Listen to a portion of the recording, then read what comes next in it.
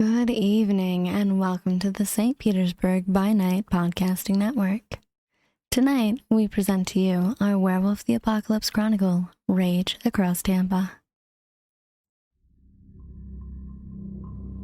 Welcome to another St. Pete by Night revamped production. The following is rated for mature audiences and may contain graphic themes that will be distressing to some viewers. As always, we recommend you ensure the safety and well-being of yourself and those around you at all times. Viewer discretion is advised.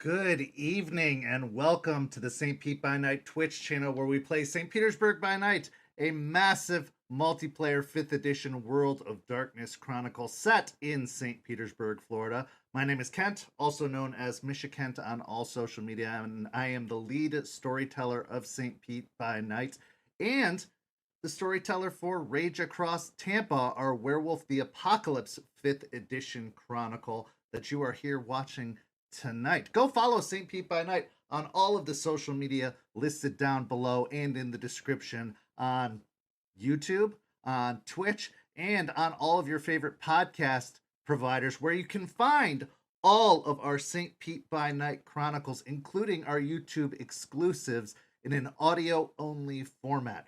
We're still catching up on the old episodes, but we'll be catching up very, very soon, at which point you'll be able to stream the audio versions of our episodes within days of the initial debut of the video episode.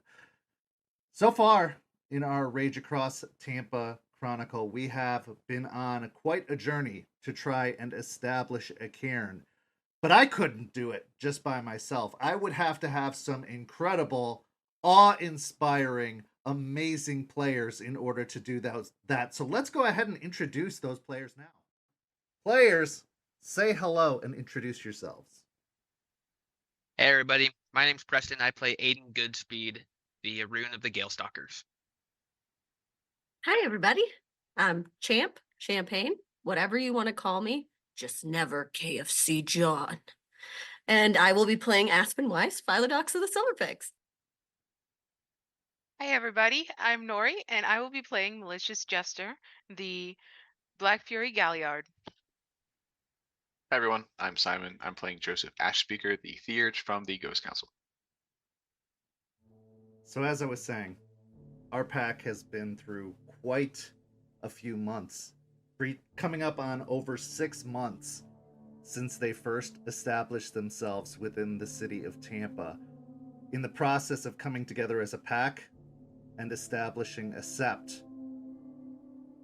Cairn building is a long and intense process. It takes a lot of preparation. It takes a gathering of energies and forces. And it is not for the faint of heart, as it can be a very dangerous process as well. So all the preparation in the world might do you a little bit of good, but at the end of the day, it could lead to total and complete annihilation. But that's for the future. In the present, we have seen a lot of trials and tribulations cross the path of our very pack. Losing those we love, putting others in danger, establishing new relationships, and saying goodbye to the old. Aiden having lost a brother, Aspen having lost a colleague and mentor, Jester having had to say goodbye to what could have possibly been the love of her life, as well as several other friends. And Joseph having to try and find his way, despite having a pack around him, on his own, as the spiritual leader of the area. It's been nice having Eliza assist you, Joseph, but you have really had to tackle a lot of these concerns on your own. Her guidance only allowing so much, and the fact that she's a stargazer, detached from the nation, detached from the traditions, sometimes being a bit of a distraction as well. So that is where we start our story tonight. Joseph, you find yourself at the Memorial Gardens, the cemetery and park that was once the home to the Sept of the Weeping Willow, that may once again be a home to the Sept that you are establishing. You and Eliza have spent weeks, if not months, preparing the grounds, having banished the bane that consumed the crematorium just a week ago. It took you some time to recover from your various injuries from the spiritual forces that were banished. But having recovered fully, you have returned to the grounds now to try and make the final preparations for the weeks to come. Our scene begins in a glen of trees off to the side of the memorial grounds, where they haven't quite been cleared or prepared or made space to be turned into cemetery plots. Eliza is standing on a step ladder near a tree, putting up some sort of birdhouse concoction that is made of natural fallen wood, sticks, leaves, grass, mud, and sand. It is meant to be a sanctum for a spirit, one of the preparation processes of creating the cairn. She looks over to you, having hung the birdhouse up high in the tree. Well, that should do it. I think our preparations are made. Now we have to talk about the actual rite itself. The night that this all comes together. The night that we awaken the spiritual forces and secure this land. I've been thinking about it for the last little bit and rereading the rites and rituals. I'm not sure we have the forces we need here to complete this process. How do you mean? Well, time was when one was going to open a can, it would take 13 Garou to enact the rite. And that's just the rite itself, focusing their energy and their will, assisting the rite master, representing each of the moons of the year. Here we have 6. We would have had 7, but unfortunately with the passing of Ryder and with Terrence being far from prepared to handle any kind of responsibility like this, we have 6. And that's just the rite itself. I don't know how much you remember about cairn building, but this ritual, it sends out signals, energies into the Umbra, energies that are known to attract servants of the worm. Those that would Yeah. seek to disrupt it, to cease it from happening. It's loud. Cairns are loud in general. That'll be a big ripple. But the nation turned away from us, from this place. Where are we gonna get another 7 and then more? I'm not sure. I haven't had a lot of contacts in quite some time. I've been closed off for nigh on a decade. Now there are some that might still be about that I could attempt to reach out to, but I do not have the connections that y'all young pups would have. Well, You came we from sent another pack, another cairn. Do you have any allies there? a few. There should be some still there. And we sent Terrence not far up north. They may be willing to help. They could, but they'd also be putting their people at a very, very dangerous risk. It would take some convincing. Yeah, you'd think it'd take less, considering that's kind of our job, but I understand they have to protect their places. Protecting an established cairn is one thing. The energy at that point becomes constant. Once it's awakened, it stays, for the most part, the same, and the spirits around it become acclimated. But for the first building, on their side of things, it's like an explosion. It sends shockwaves all around. And in this area that is crawling with Banes, that has been the worm's playground for these past 10 years, there is a lot of trouble that could be brought here, not to mention how the leeches might respond. Yeah, we need to be aware of that. But that doesn't mean we don't keep going forward. Certainly not. I would never suggest the thing. I think we just have to make these final preparations. We've done the work. You've done the work, Joseph, and you've done it quite well in securing the grounds, preparing the grounds. Aspen gaining ownership over the grounds, and Chloe managing it from a normal side of things. That has helped. But if we don't have, at the very minimum, the energy we need to awaken the cairn, let alone secure it, this could all be for naught. Yeah, then we're gonna have to go find our old friends. See how many we can pull down. I'll let the pack know. Aside from that, have you been studying up on your right of patronage? I know that was in your interest. Yeah, I think I got it. I think I've figured out my way. So we should be okay. I think when I get the pack together and let them know the homework, we can get that taken care of. And hopefully that'll be a help. One less spirit shocked by what goes on. There's also Grandmother Willard to take into consideration. She is going to be a fundamental part of this cairn building. She is going to dig her roots in even deeper if we're successful, which is a good thing.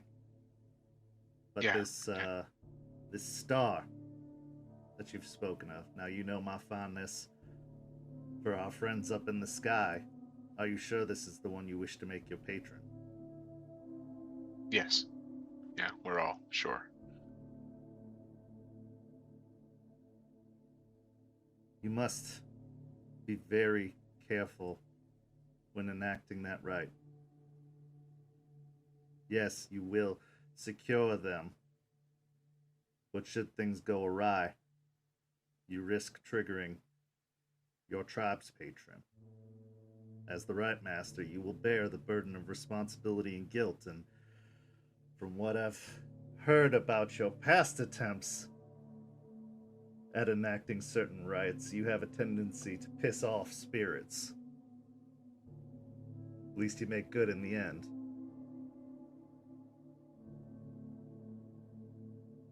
No, we'll be alright. We can do it. I believe in you.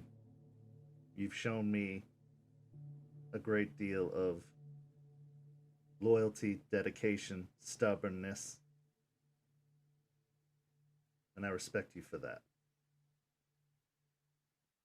Thank you.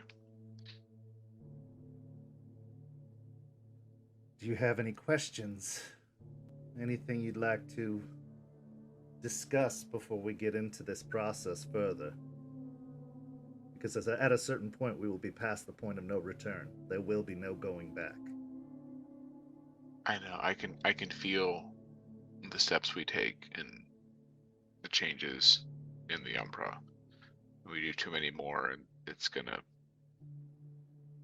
open things up to where we can't either make our choice or let things just go crazy. So I think the framework's there to catch the energy when we're done, but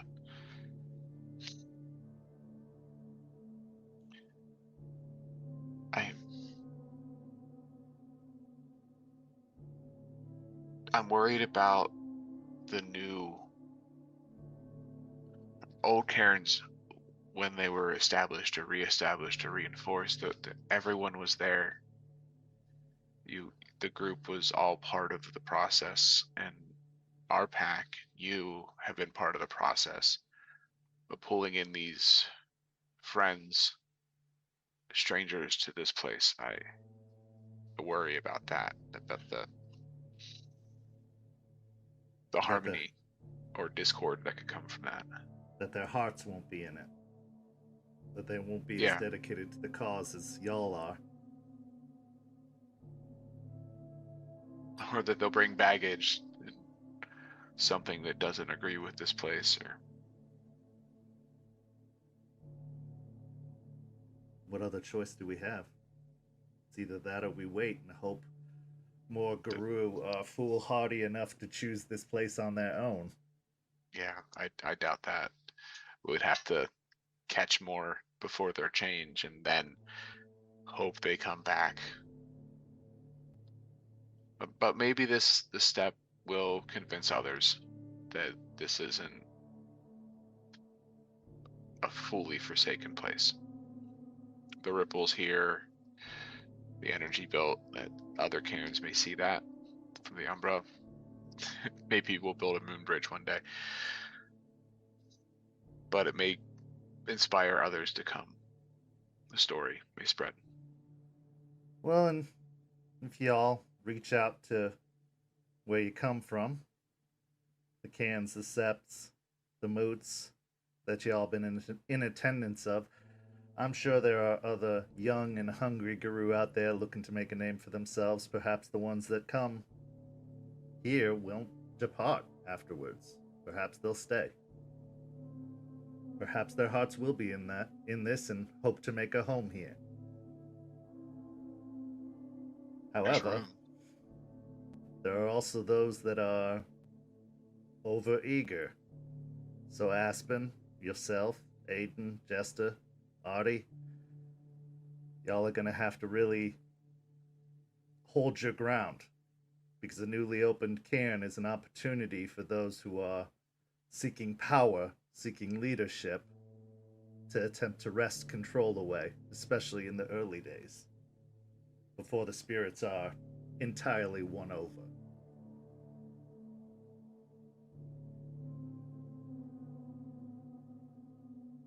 We'll have to watch for some of them. I'll be nice. I'll be nice. But we'll have to watch for the suits. You know you'll have my support. You've earned that at the very minimum. But being what I am, where I come from,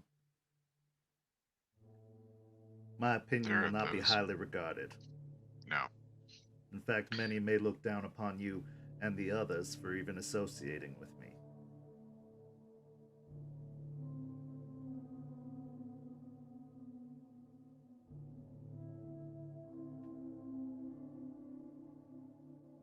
No, I think we got this. We'll be all right. Let's have another walk around, ensure that nothing's been messed with by any well-meaning grave goers.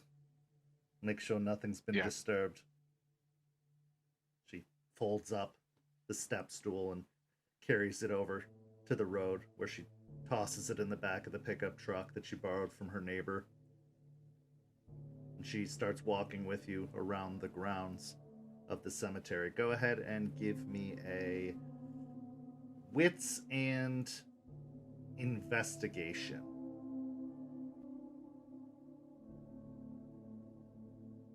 It will be a fairly low difficulty since you know where everything's been placed. You're just simply checking to make sure that it hasn't been disturbed. I got 1 then. 1 success. As you are looking over the area, most of the idols, sacred stones, relics, and sanctums that you've placed for the nearby spirits seem to be exactly where they should be.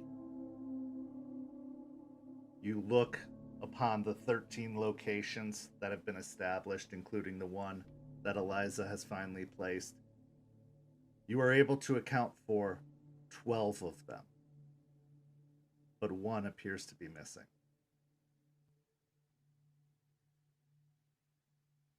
Okay, I'll look around the area, see if it's been stashed somewhere, knocked down, rolled behind a bush.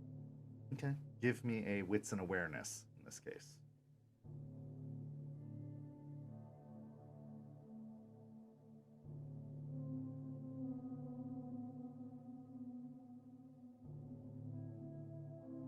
That's 3 successes.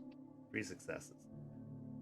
Looking from the place where this particular sanctum is supposed to be positioned, you start scouring the nearby grave sites, looking under bushes, looking around some of the gravestones.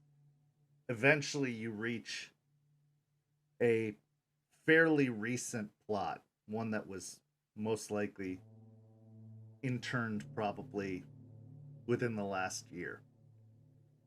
And you find a particular set of wind chimes that had been hung up originally in the location has been moved and placed by the gravesite.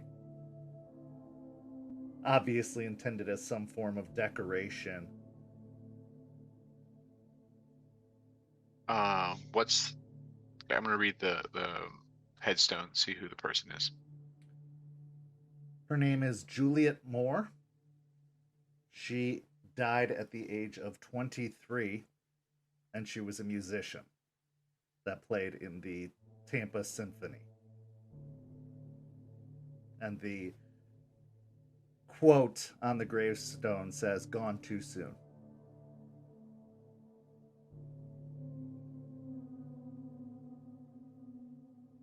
Alright, I'll kneel down by the grave.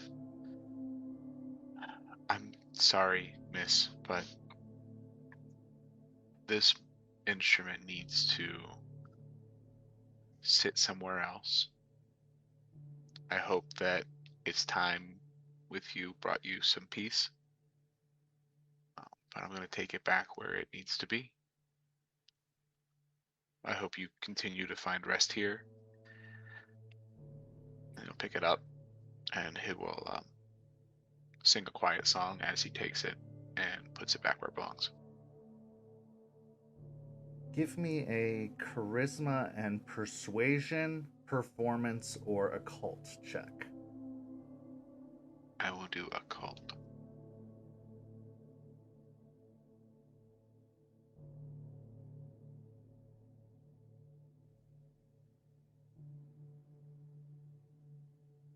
I will roll a willpower. I will spend a willpower to reroll.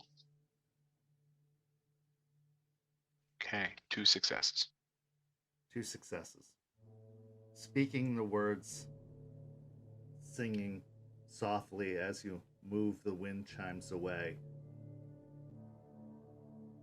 you feel a sadness the further you move away from the gravesite, almost as if the further the chimes get away, the less they ring out with the wind that passes through them.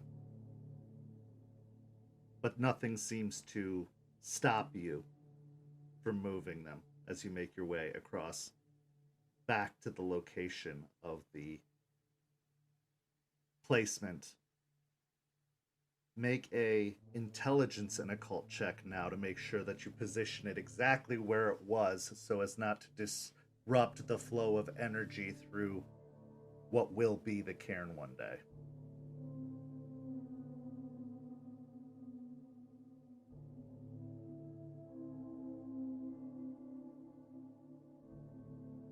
My dice do not like me tonight. I am spending another willpower.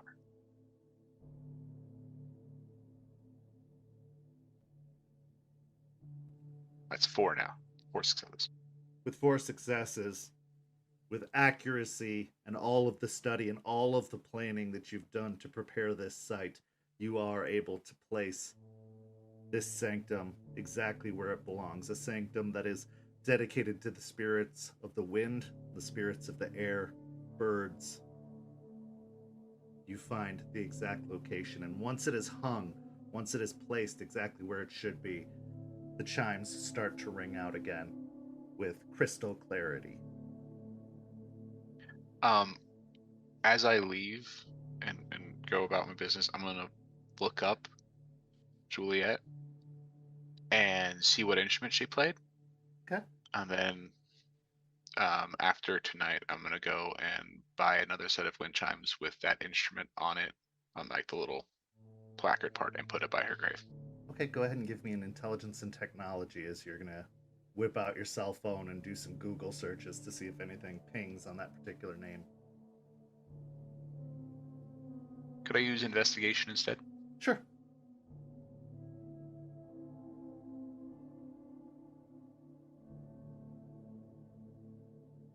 Only 1 success. 1 success. It takes a great deal of time and struggle to find the name. The name isn't that uncommon, and there are a variety of searches from all across the country. But after a while, probably by the time you've gotten back to your vehicle and are prepared to head out, you do see a ping of a Juliet Lewis, who was a cello player that was actually had just found their way into the symphony orchestra before being struck with a terrible illness that ended up costing her life. Okay, and I will try and find some kind of cello or stringed instrument themed the downtime wind chimes to put back. Okay. With Joseph having made what preparations he can, we transition now to Aspen and Aiden. Aiden having discovered some rather interesting news in regards to the local cult of Fenris that seems to have taken residence and already established a cairn within the city of Tampa. Aspen, where would we be meeting? Where would Aiden find you or be able to meet with you? If Aiden had messaged her, then she would meet him at the camper at the RV and get a little spot around there because she misses it from time to time. So any reason to go over there and hang out with Aiden is a good reason. So you find yourself in Lettuce Lake Park in the hidden campground off the beaten path of the park itself, having made your way down the gravel driveway, a route that you've taken countless times. You do feel a bit of nostalgia, a bit of longing, seeing the light shining through the trees, hearing the sound of the babbling river nearby. This is your home. Even if you've changed location, even if you moved across the country to be here. There has been something that has established a fondness within you about this particular location. Florida has been experiencing record highs this week, the heat reaching the very, very high 80s during the day, and at night only settling around the mid 70s. So it is hot on this particular day when you arrive. The sun, when it does break through the trees and you find yourself in its path, you can feel a strong, strong warmth against your skin. But as you get closer to the lake, closer to the RV, a breeze picks up, giving you a little bit of respite from the heat. When you arrive, Aiden, you're waiting outside as you knew that she was coming around this time, but it has been rough for you. It has been difficult going out hunting because of the intense heat, especially during the day. Most of the animals have been settling and not moving around as much, finding shaded and cool places to wait out the unbearable sun. So most of your hunting as of late has been at night, which means when Aspen arrives this early afternoon, you probably had to wake up earlier than usual to make sure that you were there. But Aspen has arrived and the scene is yours. Good morning. Morning. Sleepyhead. How have you been? Long nights. It's stupid hot here, and the animals don't like that, meaning I don't really like it. So, great. I'm doing awesome. Maybe you should change the clothes that you wear all the time. That might help you too. That means I'd have to go and try and buy some, and that sounds like a process. So, and then I had to do the rite again. No, Okay. Well, then suffer, I guess. I am. Thank you. Yeah. Come here. He'll open his right. arms up. Yeah, she'll run over and give him a hug.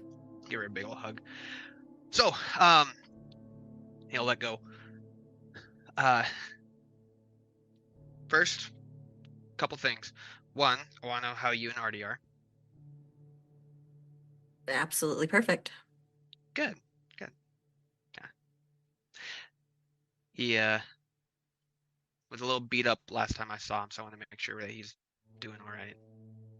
Yeah, he's recovering. He's doing good. More reason to, stay inside and hang out, cuddle, You do like cuddling, that's fair. How are you doing okay, though, after the whole fighting fire thing? Yeah. It seems like we didn't have as much issue on our side as you guys did on yours. So, we got a little banged up, Artie more than I did, but doing okay. Good. Okay. That's good. That's really good to hear. Second thing, how do you feel about a caern already being built here? You mean when we build the caern? No. I meant to tell you when we were about to go fight at the grave thing, but I didn't want to distract you. Joseph and I had he helped me on another kin seeking, trying to figure out if we had any more. The trail ended up leading us back to the RV place, the trailer park thing. Saw Kyle there. He looked a lot bigger. He looked like he was in his glabro in a sense. Just really, really big and hairy. And there's another person there, a woman, kind of similar overall size. But there's someone in there. But Joseph was saying that the overall, I don't know, the power, I guess, from that, with something coming from there. So he said that what it seems like is that they have established a small caern at that trailer park. So you mean the cult has established a caern? Yeah. Also, Joseph said he saw some, you can see the Umbra through. There are wolves there patrolling also. They're just there. So, like, other guru. Yeah. Well, I didn't see them. That'd be more of a question. From what he said, that there are others just patrolling in the Umbra itself on top of the two that are here. When I went there the first time, I think there were 5 total. I think, but there was that one that was holding the book. I didn't see them this time, but I did. I saw 2, and then he saw 2. We're looking at least 4 that have this spot, and there's someone there who hasn't gone through the change yet. So I don't know if you want me to, I can go and get that personality and rough them up if you need me to, but I don't know if you want me just to go disgracing into the caern place or not. It's a bit of a strange predicament because, yeah, it's a caern. There's also the cult that has vastly different values.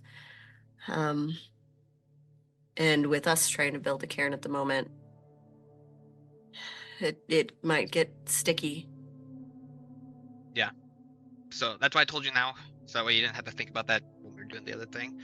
But I don't know what you want me to do about the other person that hasn't turned yet. I don't know if you want me to try and interact with them, or try and interact with the cult, or just get that person out of there. Okay. What do you want to do about it, Mr. Kinseeker? I personally would like to get that person out of there, but that's just on what I'd like to do, because from what I've heard from Joseph and from what Eliza said, the cult aren't the best people as far as the guru, and I'd like to help that individual out. But I don't see a way to do that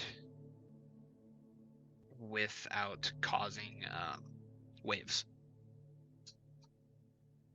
Has the cult recognized you the last 2 times you've seen them? Not that I'm aware of. First time I was there, it was at night. This time I think they might have seen me, but I don't know if they were like suspicious of me. I know if Kyle saw me, he would recognize me though. And he didn't. Not that I can remember. Okay. If you do want to pursue this kin, you can do kind of what you did with Terrence. Figure out who they are, where they hang out. Do some recon. I know you're good at that. Okay. Because there is the potential that they're already too far gone and have been indoctrinated. And regardless of how much you pursue, there's not much you could do to change their mind. All right. Yeah, I can give that a shot. See if they happen to work anywhere or leave the trailer at all. I didn't get the overall sense that they have a turn coming soon, so I might have a little bit of time. I don't think we have anything else to really do for the caern right now. Like, we got rid of that issue, right? So we should be all good as far. We're not going anywhere currently, right? No plan to. I know Joseph and Eliza are working on getting kind of the steps that need to be taken. But as far as that goes, we're just waiting to hear back from all of them. It probably would be beneficial and behoove you to talk to Eliza about this other caern and how it interacts with the cult itself. Not as versed in those kind of things. That's more of a Joseph, Eliza situation. So I would definitely talk to them. Okay. Yeah, Joseph knows about. He might have brought up to, but if not, next time I see her, because you know how much I love talking to her. That always, she's really nice. She's actually someone I'm a little scared of. I feel like she can just like, I saw her do some stuff on the other side that was weird. So now I feel like she can like get inside me and make me do things. I don't know if that's the thing, but she gives me the heebie-jeebies. I don't know. I think it's always in your best interest to be afraid of your elders. Yeah. And not just because the group, but she is old, so you know. Yes, Aiden, she is old. Yeah. But yeah, she was able to while we were over there, she like ate the things left over from the spirits that we killed, or the little bug things. She like breathed them in. Hey, did you Yeah. ask her what she was doing? No. I asked if they taste good. That's what came out of my mouth. Sounds like you. Yeah. Well, I was also curious, like if they taste good, maybe I want to bite. Probably not. I would assume that anything, as far as like a bane, probably doesn't taste very good. You know, you don't know, like that a burger in the trash. You don't know how it tastes till you actually go and eat it. Right. But when somebody tells you the burger is rotten, it's probably rotten. Well, it depends on how rotten. Like if it's a couple days, like you just brush that away and you're good to go. Sure. Yeah. But yeah, next time I see her, I'll bring that up. But I also wanted to check, how are you doing with Rachel? I'm doing okay. I don't know. It's sensitive, but Oh, I'm sorry. I didn't mean to overstep. You never overstep, Aiden. It's fine. But it's been easier having you guys around, keeping busy, going back to school. Took up boxing. So Have you? yeah. Yeah? Yeah, it's been fun. It's been interesting. I figured you know, help on the beating things up front and Feels as well good, as doesn't the it? academic front might be beneficial as a leader. So you're trying to do a little bit of both? Yeah, you know, I'm dabbling. Good. You think you can take me yet? Come on, I leader. Let's mean, go. I don't think so. No.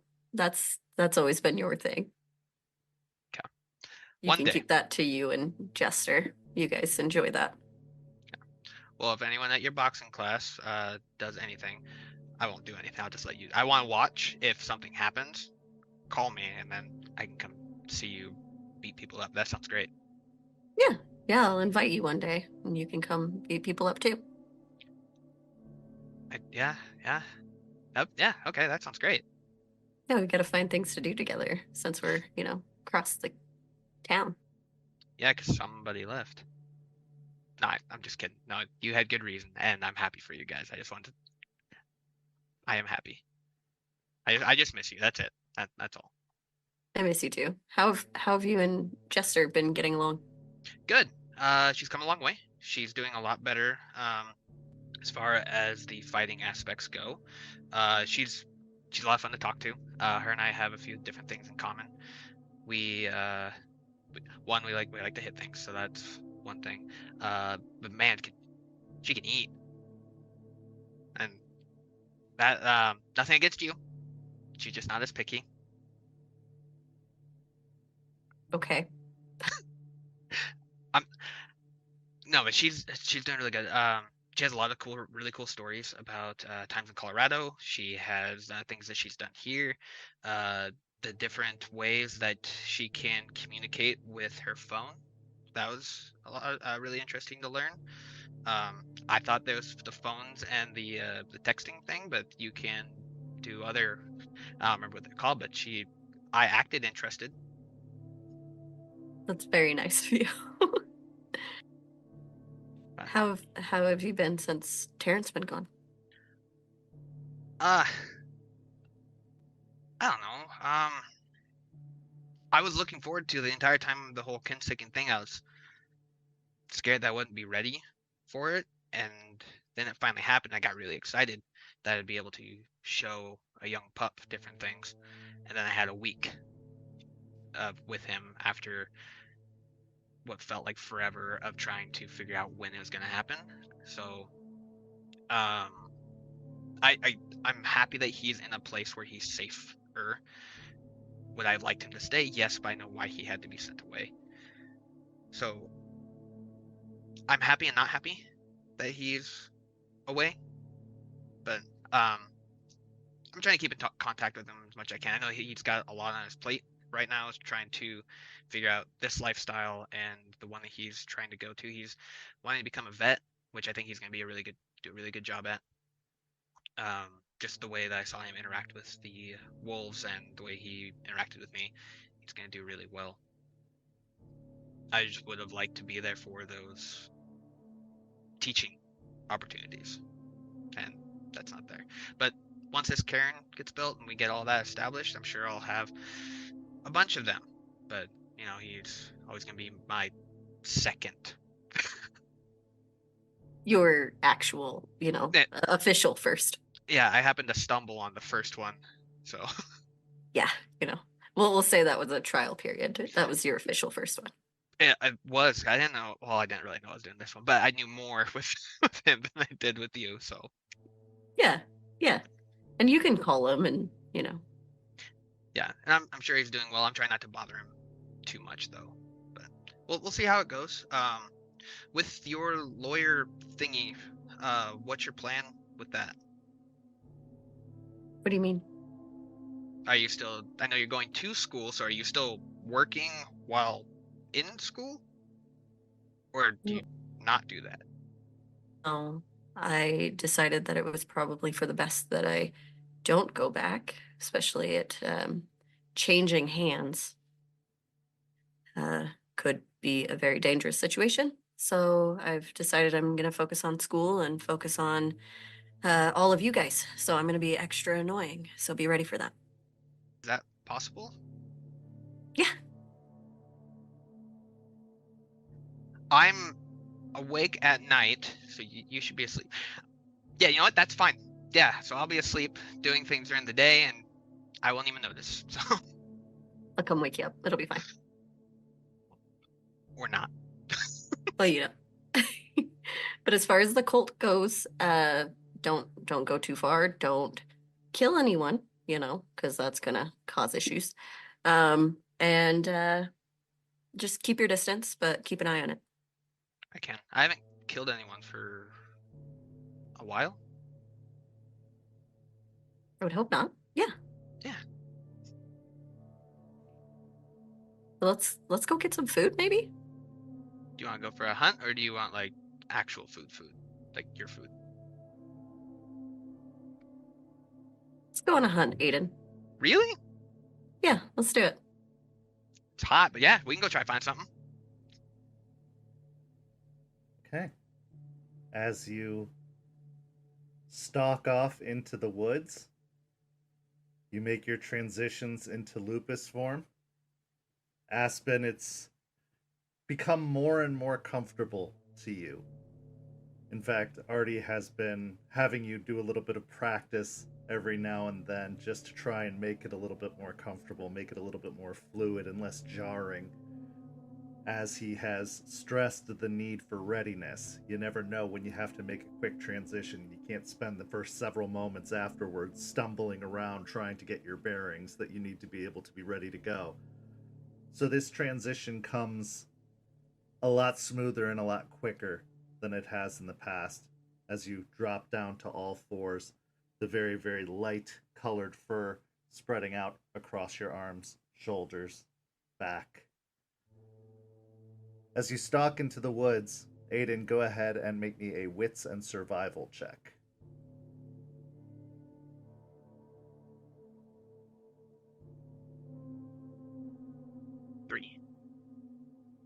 As I said, game has been fairly scarce, especially during the midpoints of the day.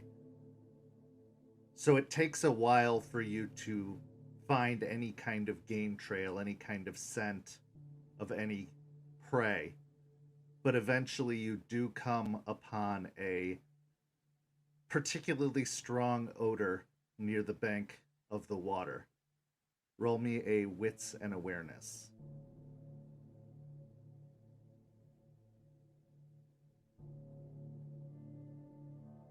Four.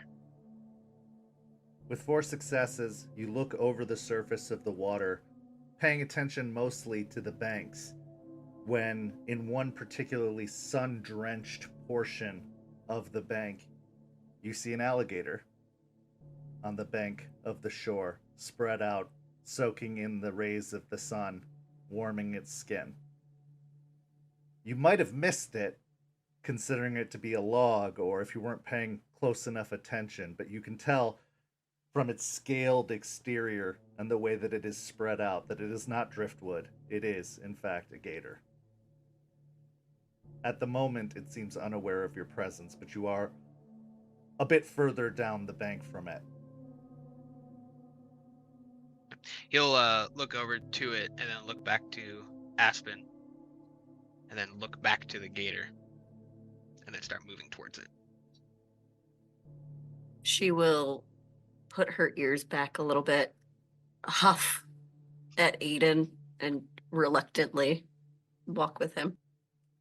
Both of you make dexterity and stealth checks as you move your way, trying to use what trees and undergrowth you can to shroud your approach. Can I burn a will? Sure.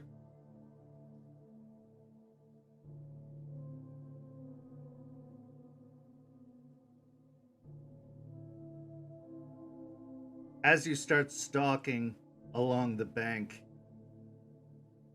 using what growth you can to obscure your approach, it's the snapping of a twig underneath Aiden's foot that causes the gator that is laying perfectly still to stir ever so slightly, shifting in its position, one of its legs reaching out and clawing at the sand and the earth, digging its nails in.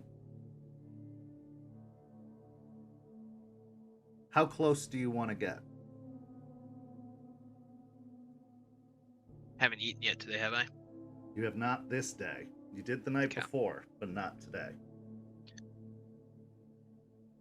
Noting that he made a noise, he's going to see where that Aspen is. Aspen still hidden? You can see her. She's not out of your sight, but she seems to be moving a bit more quietly than you. Okay. Going to move towards the gator and try and get it to turn away from Aspen and get all the focus onto me. So you are going to be a lot more... Yep, gonna be up front. Okay. As you approach, the gator's eyes open, and you see its long jaws open, exposing many rigid teeth in its maw, and it lets out a rattling hissing, like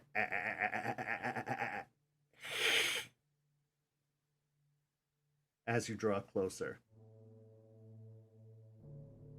Keep circling it to try and get it completely turned, so that way its back is facing Aspen. Aspen, make another dexterity and stealth check for me.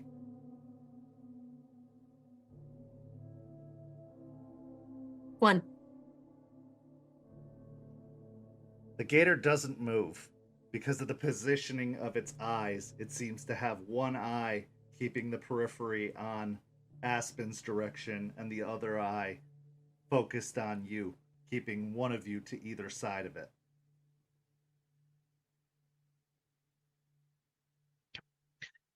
Gonna try and get around it and then try biting at its tail. Okay. As you move in to engage, make a strength and brawl. Aspen, what are your intentions? I am waiting for the gator to kind of snap its jaws towards Aiden, and then I'm going to try and pounce So she's just kind of got her paws just, moving in the ground, waiting. Okay. Make a strength and brawl yourself as well.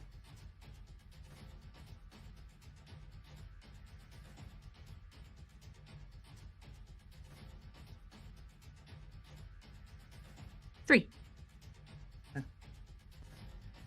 As Aiden moves to try and grab at the gator, it wheels around and lurches towards him, snapping its jaws in his direction. Unfortunately for you, Aiden, your attack wasn't quite quick enough, and it grabs onto you with its jaws clamping down, almost like a steel vice consuming against your side. Take 2 points of superficial damage, already halved, as you are now grappled in its maw. Aspen, your attack, you are able to rake your claws against the side of the gator, causing it to shimmy very uncomfortably. Next round, the gator is going to attempt to roll and drag Aiden into the water. Going into Hispo.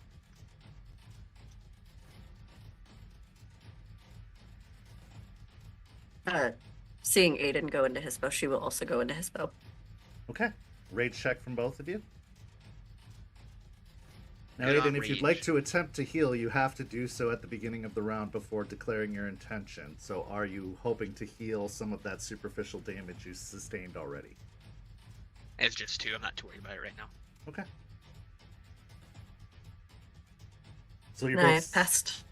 you both successfully passed your rage checks.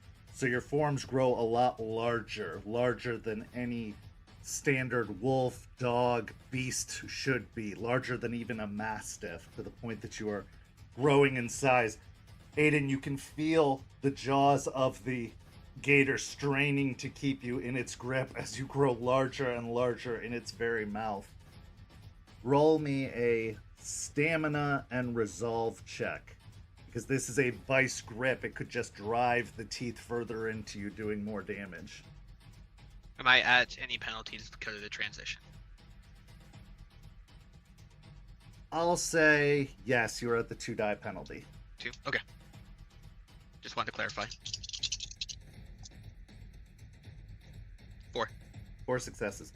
Your hide grows thick enough and strong enough that it's able to keep the teeth from digging in even further, just simply forcing the gator's jaws open. Are you going to attempt to make any other attacks? Or are you going to try and break the grapple while you are clamped down on? Going to resist, so try and dig his heels into the bank itself and try and stop it from dragging, hopefully giving Aspen an opportunity to go for a kill strike or strike it at some point. Make a strength and athletics check to oppose its forceful grip trying to yank you into the water as it attempts to roll. Still 2 dice penalty, right? Still 2 dice penalty because of the transition.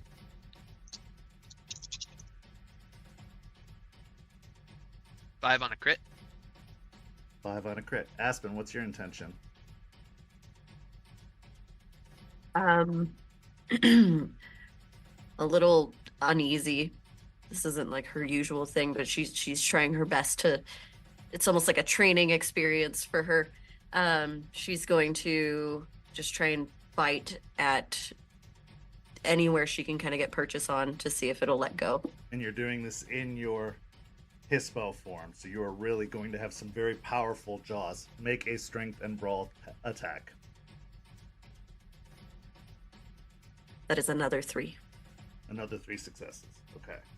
I'm actually going to roll for the gator this time. See if this works out.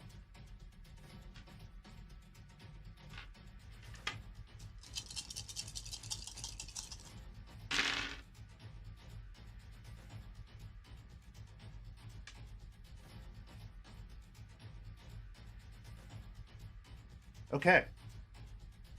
As the gator attempts to keep you in its jaws and yank you rolling towards the water, Aspen bites down on back near the back section between the back and front legs, right in the side there, clamping her jaws down. Aspen, you can feel warm, hot blood just gush into your mouth, feeling your teeth tearing into the scaly flesh of the alligator. It lets out a shriek, as much as that can happen from a gator, more of like a hissing shriek, as its jaws unhinge from Aiden, allowing Aiden to scramble free, and it tries to whip around towards Aspen. Next round, declare your intentions. I would like to bite it again. Okay. Try and roll it. What do you mean roll it? Going to attempt to get under it at some, like either get paws under and shoulder and try and leverage it up and over. You want to help flip it over onto its back, basically. Yep. Okay. Trying to expose the softer side. Give me another strength and brawl. Same with you, Aspen. Yeah, I got 7 with a crit. I'm so proud of you. 6.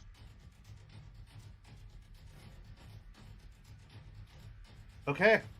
So, Aiden, digging with your muzzle and your paws, you wrench yourself under it and start to leverage it, causing it to flip over. As it does roll, as it was in the process of rolling to begin with, you just help it the rest of the way, causing it to flip all the way over. And Aspen buries her muzzle down into the belly of the gator that squirms and tries to wrench itself free, but with a couple of very quick bites and ripping motion, the gator starts to fall still and starts twitching as it dies, because that was a disgustingly accurate attack from Aspen that kills the gator that now lies motionless on the bank. Aiden will take a couple steps back and sit and look down and give kind of like an approving nod to Aspen. Aspen will let her tongue loll out, like excited, but then the taste in her mouth, she's gonna kind of snort at that and lick her chops. Aiden will walk over to the stomach of the gator, bite down into it, and start feeding on the gator. It's not your usual fare. It tastes very slimy, and there's definitely a strong taste of lake water, including all the scum that comes with lake water, and a lot of sand that's gritty on your teeth and tongue. But it does make a satisfying meal, and from the gust of wind you feel coming from the north brushing over your fur, you can tell that your spirit is satisfied, that the north wind has been sated for this day. I would like to shove my nose into Aiden and then just sit, looking at the gator and then looking at him. He'll stop, and then he'll search for the heart of the gator. Give me a wits and medicine check, Aiden. Come on. 2. Okay. 2 successes. You root around for a while, but knowing that most of the damage was done to the abdomen, lower down on the body of the gator, you can tell that the chest, for the most part, is relatively intact. So you pry open the body of the gator, digging down deep, shoving your head far into the carcass of the body, getting blood smeared all and viscera all over your mouth and face, and even almost up to your ears. You bury your face in as deep as you can, and then emerge with the heart in your mouth. He'll take it and he'll drop it at her feet and kind of like nudge it over with his nose, and then just sit and just let his tongue hang out, waiting in excitement. She'll look down at the heart, look at him, and just gingerly bite it and try to eat it. Give me a stamina and composure check. This is horrifying, and you are still very much present of mind. 3. It's more of a mental barrier than a physical that wants to stop you from eating this. In this form, you are perfectly capable of eating, digesting, and consuming raw meat, but your brain wants to cause a barrier. But needless to say, you with enough resolve push through that barrier to consume the heart. It's cold, slimy, wet, viscous material sliding down your gullet and into your stomach, but the stomach accepts it. And after that first initial horrifying taste, it's not bad. Tastes like uncooked chicken. She'll make a bit of a face, and then as she continues to like chew and lick at her mouth, she'll just let her tongue loll out again. Aiden, make a wits and awareness check, just you.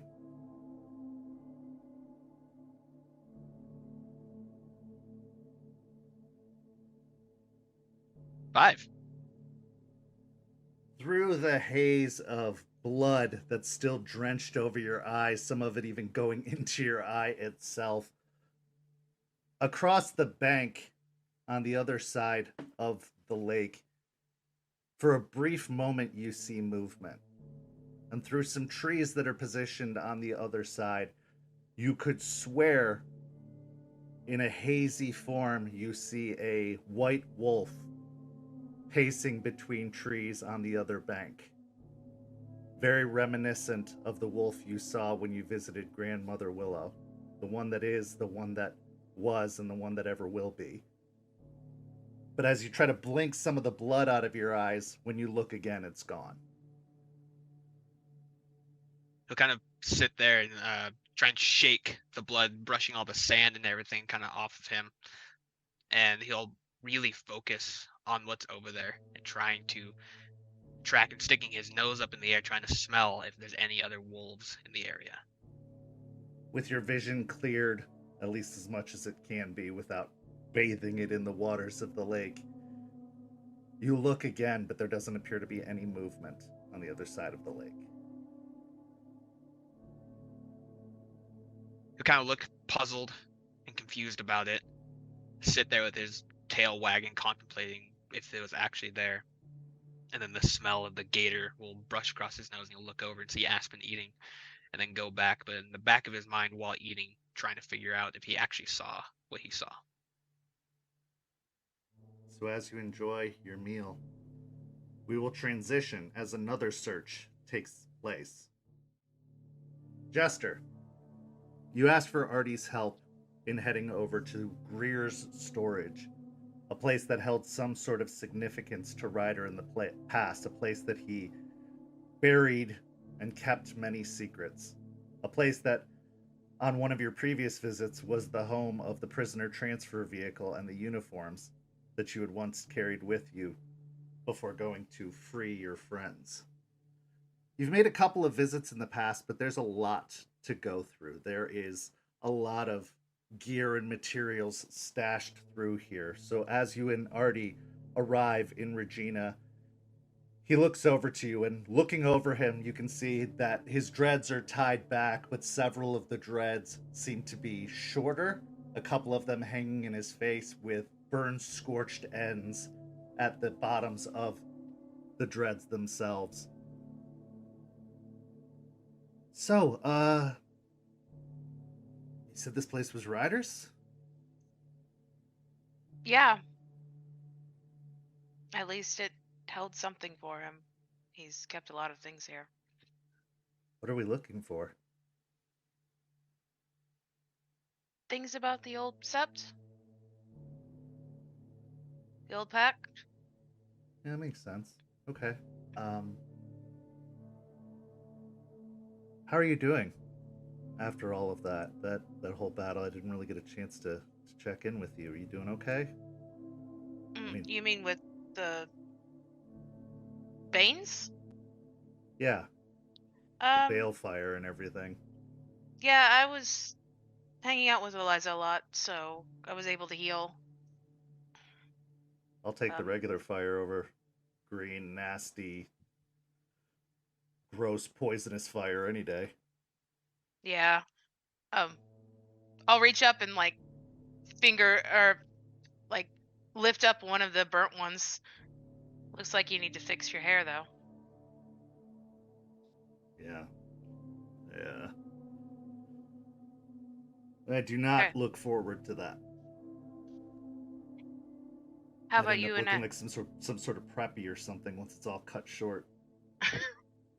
You don't have to cut it short. Well, all I've done is maintain it. I'm not exactly a stylist. If you got any hints, though, I'm all ears.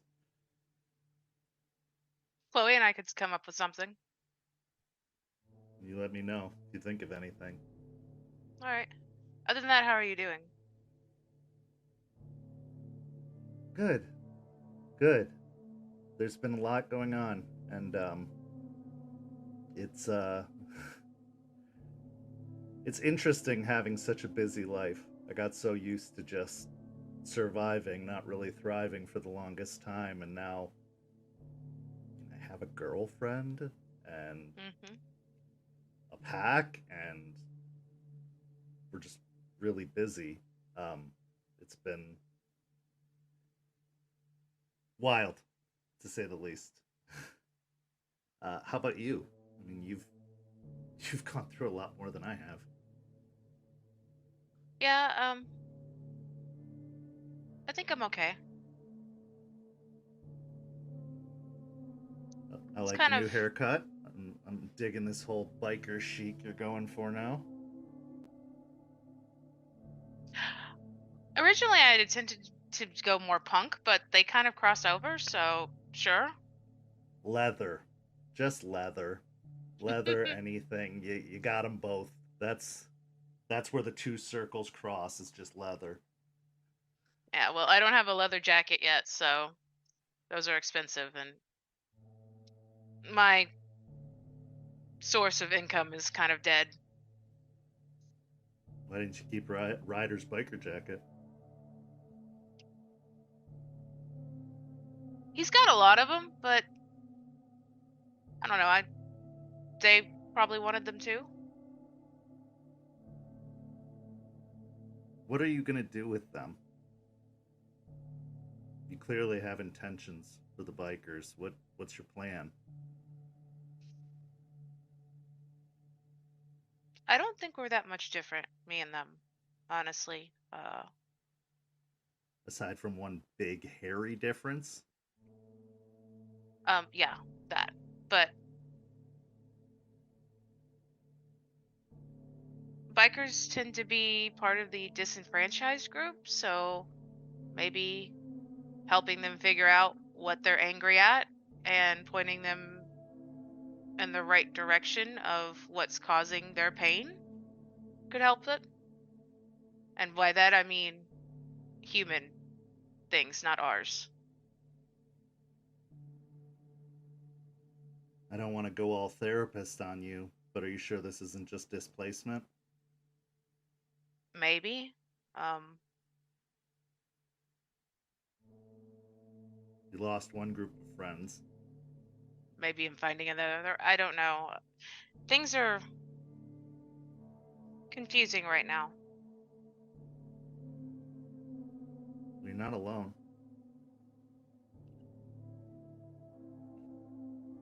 I've been getting Ryder's memories, and they haven't been stopping. What, like dreams? Sometimes I'm awake, and it was really tough at his memorial at the club.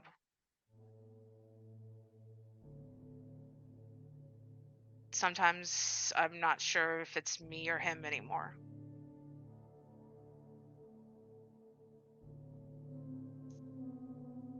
So we need an exorcist, is what you're saying.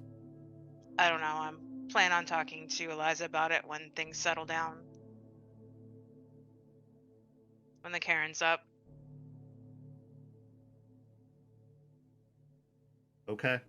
Are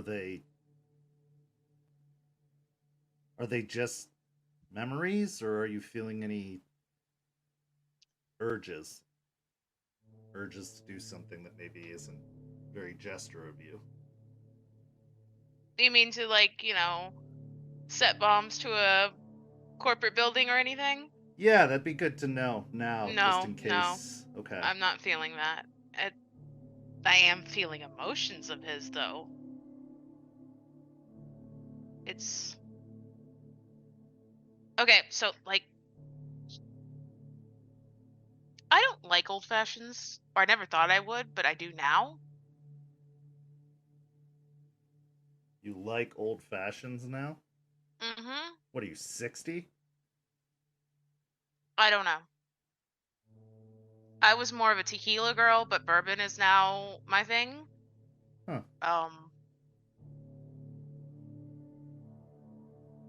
read articles online about people who get, like liver transplants or heart transplants, how they'll take on some of the habits and features of their donor. Maybe you got some sort of spirit transplant. I mean, you're so attached to that glaive, and he gestures to the blade. Maybe there's some sort of residue, or I don't know. This is way out of my scope of knowing things. Maybe, but it also, I think, has something to do with the penance. I could see that. The two of you weren't that different. Maybe your approach is. Maybe he was just a future version of you, what you could be. Okay.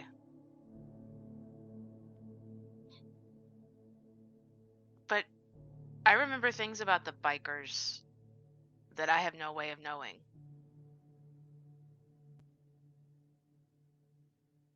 I knew several of their names before I even had met them.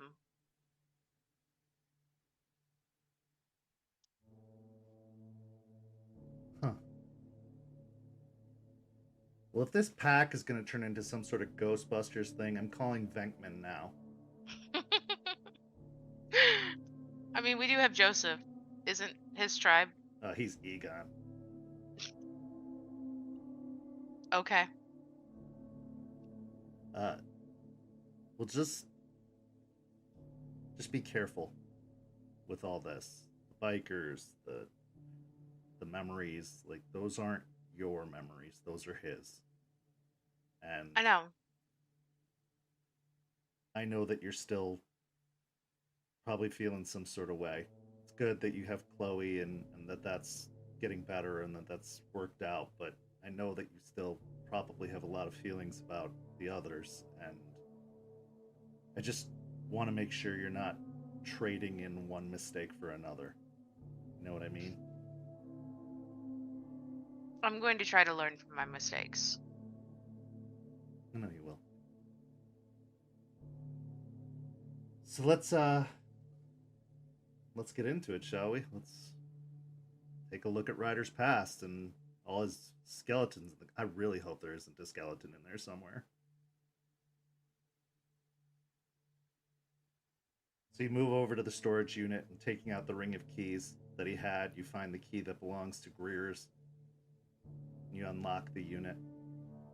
Wiggling up the large garage door, you can see the blank, empty parking space where the prisoner transfer vehicle once stood. You've been here a few times, so you've started sorting some objects into piles, but there is still a large, just mound of boxes and storage cases and old munitions boxes just stacked up on one end. Go ahead and make a wits and investigation as you are sorting through and picking through all of these items. Okay. Can I get any assistance from Artie? Yes, you can. Go ahead and take an additional die. All right. As he's helping you move the boxes off to the side.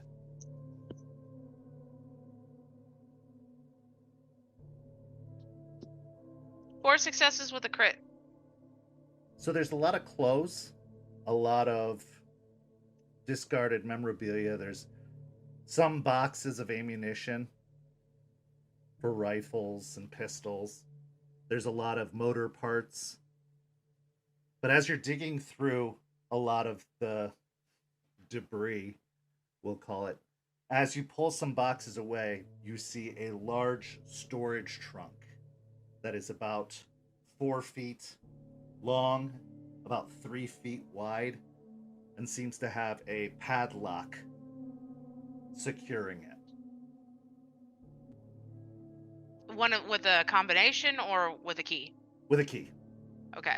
I'll go grab the key ring and start trying to see if there's any that fit. It takes several tries, trying different keys, starting to sort through, finding specific sized keys that look like they would fit the lock. Eventually, one of the keys slides in and twists, and the lock pops open. Pulling the padlock from the case, you begin to lift the lid. And as you do so, almost immediately, you find yourself leaping back and throwing open the lid, as inside, almost folded up inside the box, you find a shriveled, withered, horrifying looking creature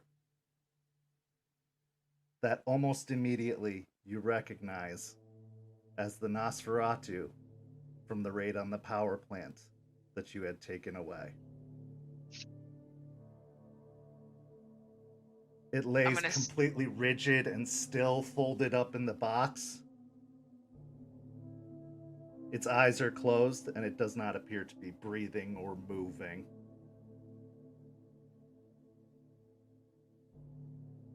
What the fuck is that? Artie calls over.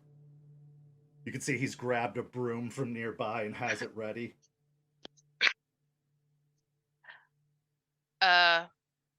I think this is the leech that Ryder took from the power plant. Why is it still here? Maybe he was questioning it or going to question it?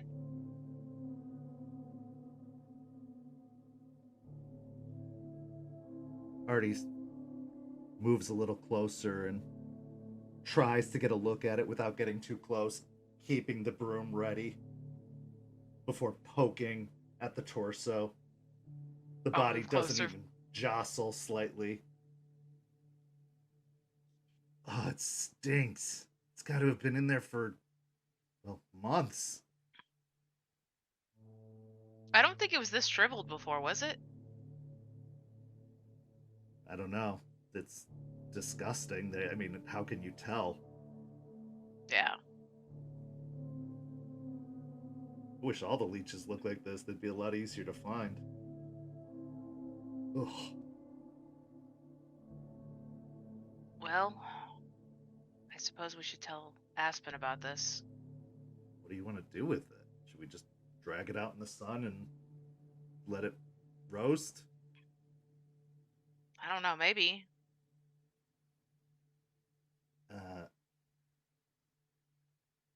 Well, if you want to talk to Aspen, we should probably lock it up and keep it here.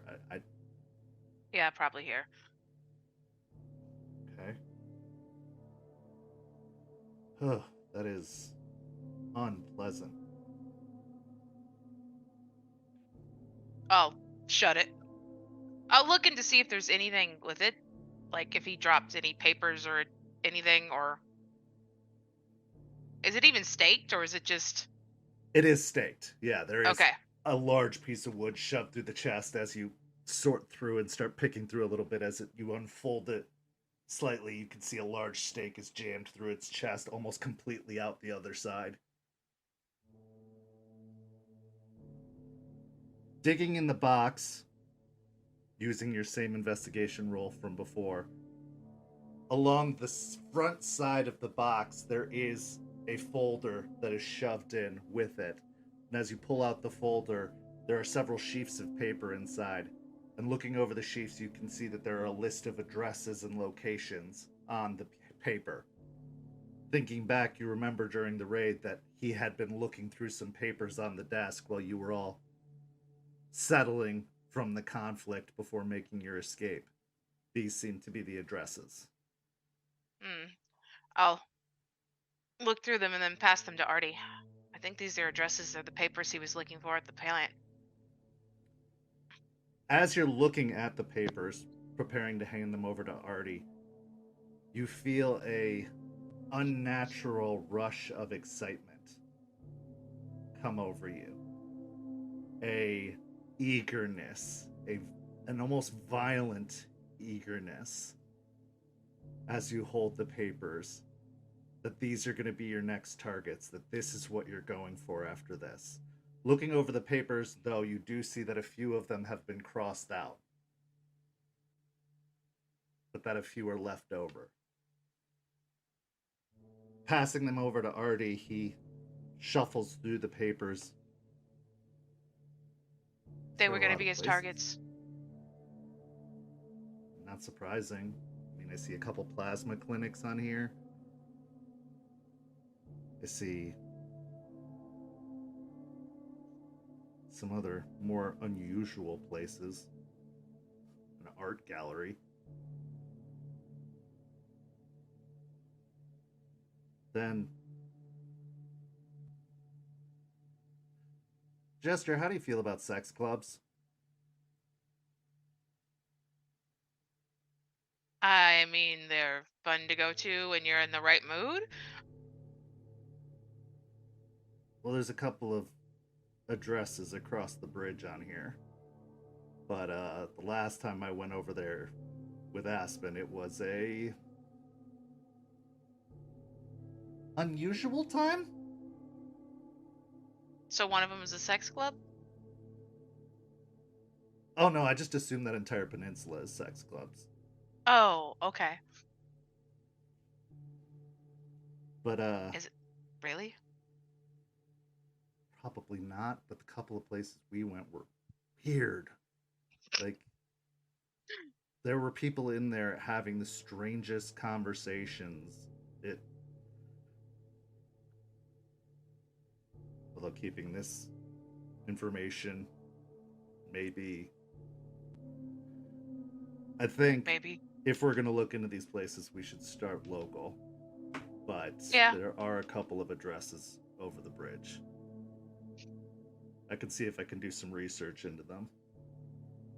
Cool. Some of them are crossed out. Do you think he had some other targets he already took out? Well, I'm guessing he was busy when we weren't paying attention to him. I mean, we were in the Umbra for like a month. Yeah.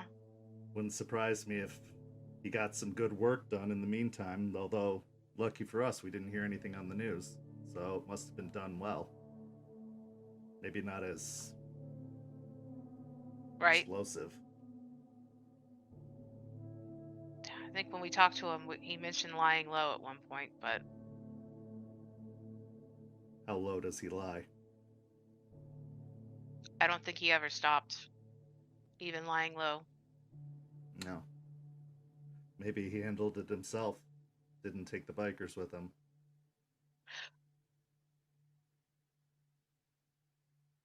He never took... He always ended up fighting the supernatural stuff. He kept them from it. Yeah.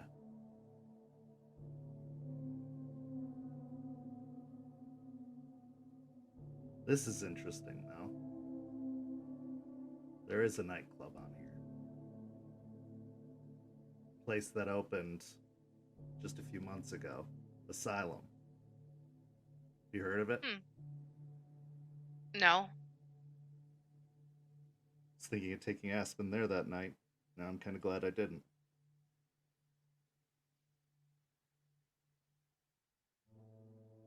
Well, this is good information to have. Yeah, at least that's a find. Yeah. You want to keep looking? Yeah, maybe not in this with this guy, but yeah, let's keep looking. No, let's... Grabs the box, which is shut, hooks the padlock, and drags it off to one side. Roll me another wits and investigation as you continue to dig around. 2 successes. As you're digging through, you find another box, and opening the box, there are a lot of bundles of fabric inside. As you pull out the bundles of fabric, you see that it is burlap that seems to be folded up around 2 particular items. As you unfold the burlap, in one of them, you see what looks to be a fairly standard run-of-the-mill spirit catcher. The other item that you unwrap has a hard plastic case about the size of a glasses case. Popping the lid on the glasses case, you see a set of sunglasses sitting inside the case. There's a slight blue tinge to the lenses, and they look a little old-fashioned, a little out of date. Rounded spectacles with wire frames.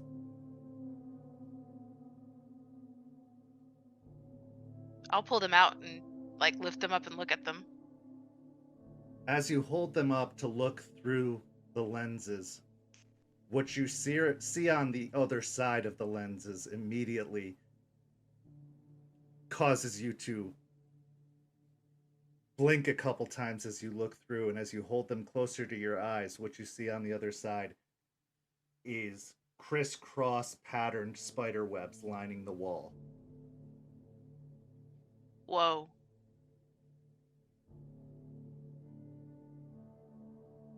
I think I can see the other side with this. Wait, let me see. I'll hand him over. Artie holds them up and starts looking around. Whoa. I've heard of these, but I've never seen them for myself. These are, I think they call them aura shades? Yeah, they're basically glasses that let you do what Joseph does, but pretty much all the time. Oh, that's pretty cool. That's wild. Why did he have all this stuff? And I guess if you've been in the game as long as he had been, you collect things, but these are... He picks up the spirit catcher. Might be worth having Joseph look over them. Yeah. They probably belong to the old sept. Yeah. I'm guessing a lot of this stuff did. He was the only one left to keep it. Never thought he was much of a sentimentalist.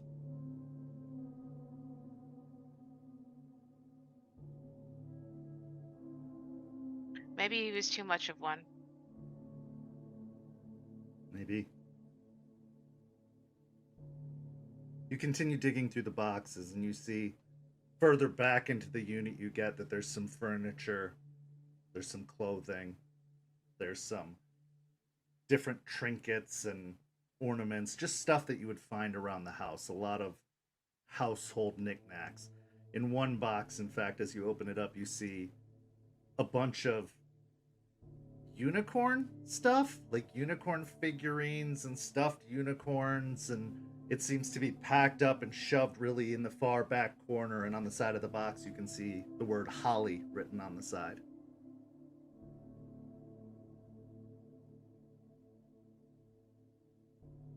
I'm gonna look through them for a few minutes before putting it back. As you're looking through the unicorns, you feel a deep sense of loss and sadness. A very strong sense of nostalgia. and surprisingly,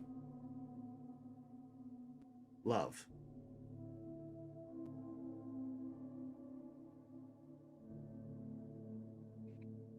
I'm going to close the box pretty quickly. I think I need some air. Yeah, we should get back out of here and probably get back to the others, especially if we've got a fanger in a box. That's something that we should talk to the others about. You okay? Definitely. Yeah. All right. Let's go. You head out to Regina, climbing in the back of the Jeep. Do you bring the glasses and spirit catcher with you? I do. Loading up into the Jeep, you head out.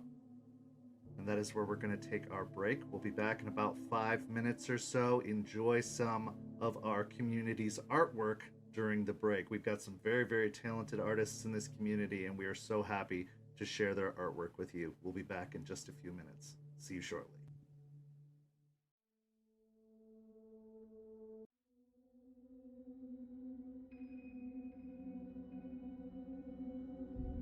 St. Petersburg by Night is brought to you through collaborations with our partnered vendors: Wolfpack Dice, Ember Fox Dice, Dragon Ink Dice, Farrah the Bard, Champs Tramps, Pantry Artista, Chromatic Creations. Links to our partnered vendors, as well as our Twitch and YouTube channels, can be found on our website, stpbynight.com.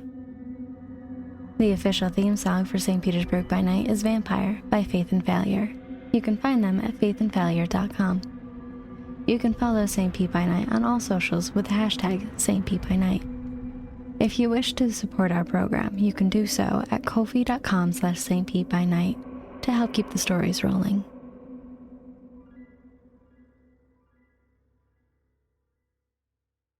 We are back. In the first half, we saw a hunt. We saw a uncovering of deep, dark, hidden secrets. And we saw the final preparations being made for the cairn to be established.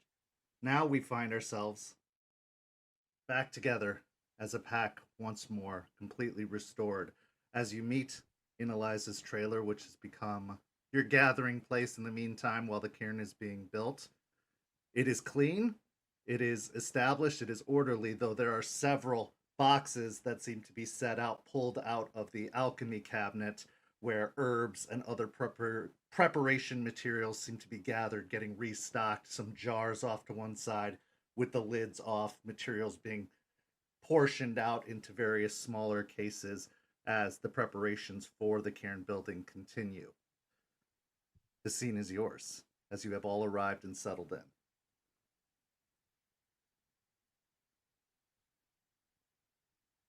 Well, how's everybody doing? Doing great. Better than a Sore week for ago. a few days. Yeah. Everybody's healing all right, though? Eliza's been a lot of help. Right. Sleeping in Hispo helps. That is also true. So we do have to talk about cairn stuff, as well as talking about what we are going to do when it comes to Star and possible gifts, favors, how we're going to get that all done. Artie and I also found some stuff in Greer's storage that you should probably know about. Okay. I can start with that. Do you have the papers, Artie? Yeah. So, do you all remember that leech that Ryder took with him at the power plant attack? The real ugly one? Yeah. We found it in the storage in a trunk. Alive? I don't know. It had a giant piece of wood in its chest, and it looked very shriveled, stuffed in a chest, but I really don't know what could kill them, so Fire is what I was told. And sunlight. Sunlight. So, probably? It seemed immobile, though. Or, So it's I in a don't know. chest just out there? Well, it's locked in a chest, locked in a storage unit. Oh. I have the keys. Yeah. I just don't want someone else to, like, find it. It's been in there since that particular operation. Nobody's found it so far. Stunk something horrible, though. And You mean like they used to do with, like in the old movies, like wood in the chest? yeah. That works. Good to know. I guess so. Cool. Gonna break a bunch of tables, I guess. Eliza, do you have any insight on this possible piece of wood in a chest of a leech? Yeah, that was one of the fortunate ones we found out about. One of the best ways to immobilize them without killing them is to stake them in the heart, like the old storybooks say. Doesn't kill them, but it does keep them from causing too much of a fuss. Back when we used to use crossbows to help slow them down. Try and stop them when you can, but you got to be very accurate with those things, because you hit them anywhere but, it's only going to be like a splinter to them. You got to get it with enough force and enough strength directly into the heart. It's like knocking them out. Okay, and what happens when you pull it out? Well, I can't say we've ever tried. Usually we were just going to paralyze them and then burn them or cut their heads off. Old Sept leaders didn't like having those types of things hanging around very often. Well, he was keeping it. He had actually a list of addresses that look like his next targets. Artie has that list in with it, so I feel like he was probably going to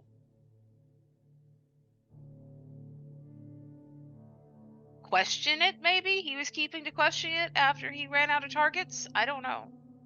We could learn a lot from something like that. Or he was using it and questioning it, and that's how he got that paper. I think the list was from the papers he took from the plant, but Oh, might be both.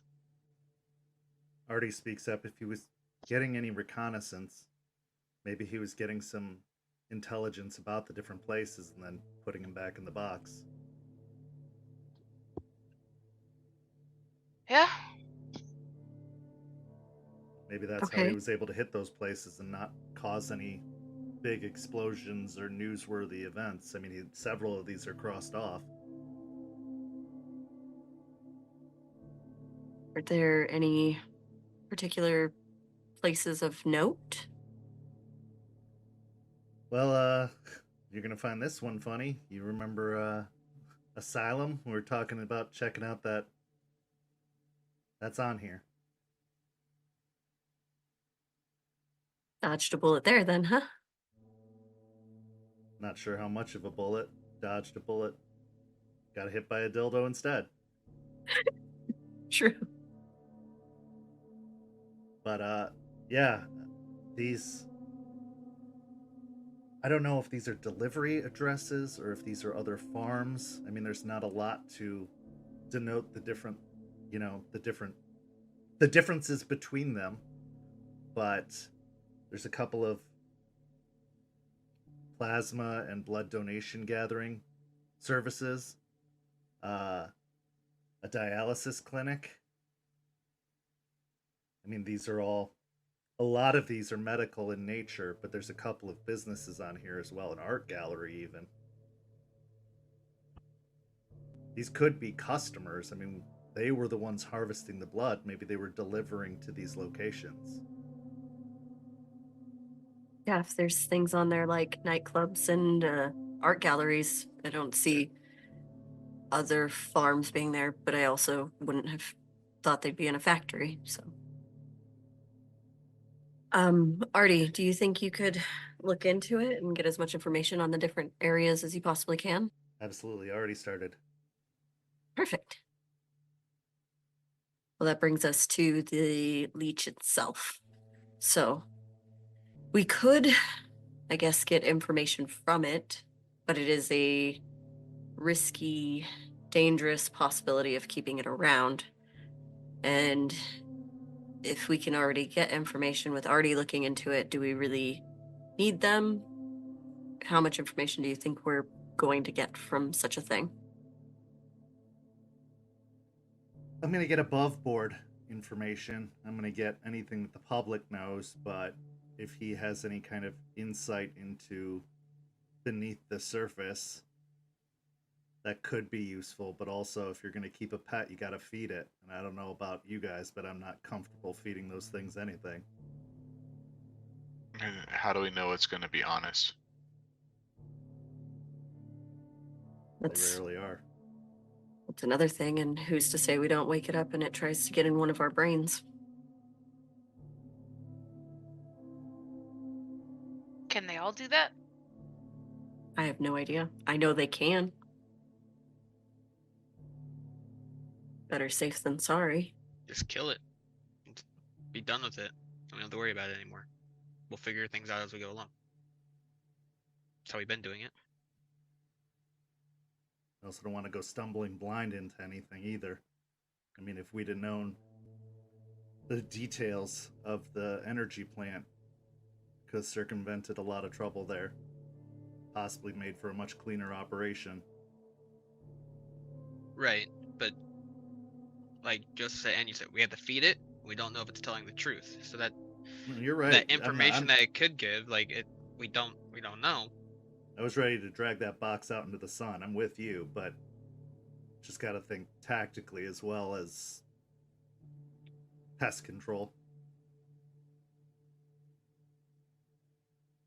Also, how is this? We can't let this distract from the real important business. We got to finish the caern. Maybe it's back burner stuff. I mean, it's in a chest with a piece of wood shoved in its whole like chest. It could just be put on ice for now. Okay, let's do a quick vote, I guess. Do we want to kill it as soon as possible, or do we want to put it on the back burner and maybe get information? I know Aiden's answer. Artie? As curious as I am about it, I don't think it's worth the risk.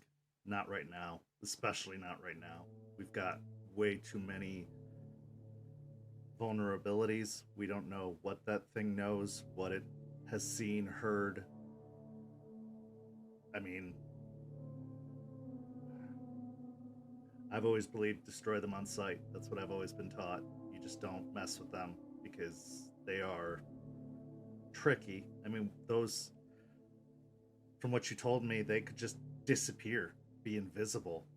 Like, what's to say we don't pull the stake out and then all of a sudden it just disappears and it's gone and goes running back and says it knows who we are and where we were, and there's just too many risks. I think destruction is the best way.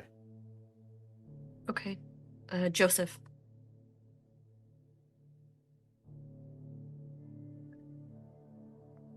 Yeah, we need to destroy it, but I think we can learn something while that happens. I want to be there, watching from the other side. Okay, yeah. Jester?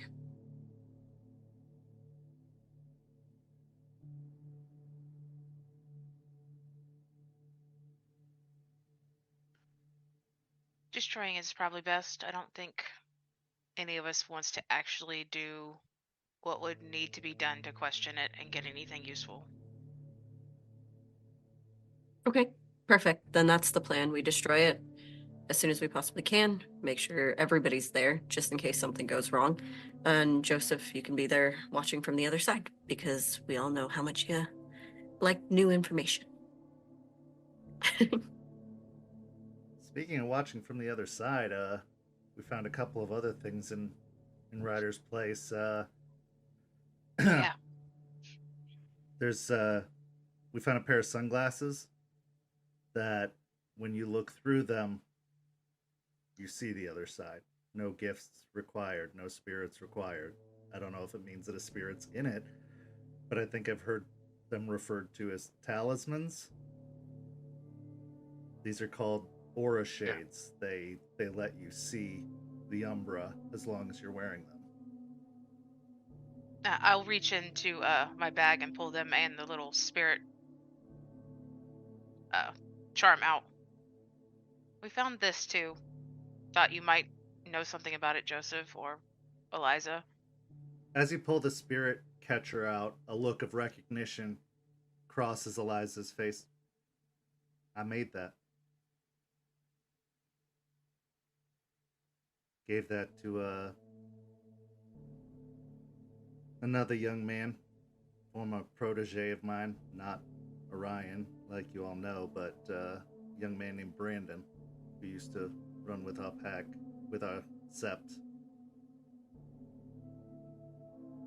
That'll keep the bad spirits away, but it's temporary at best, one use. We call them talons. Once it's done its job, it will deteriorate and break apart.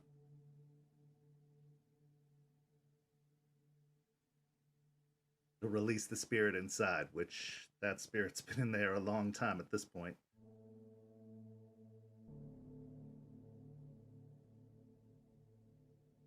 Well, that's really cool. I didn't didn't know we had all those things. That could be something we can keep a hold of for the cairn when it's built. Yeah. There's a lot of stuff in the warehouse. I still haven't gone through even half of it.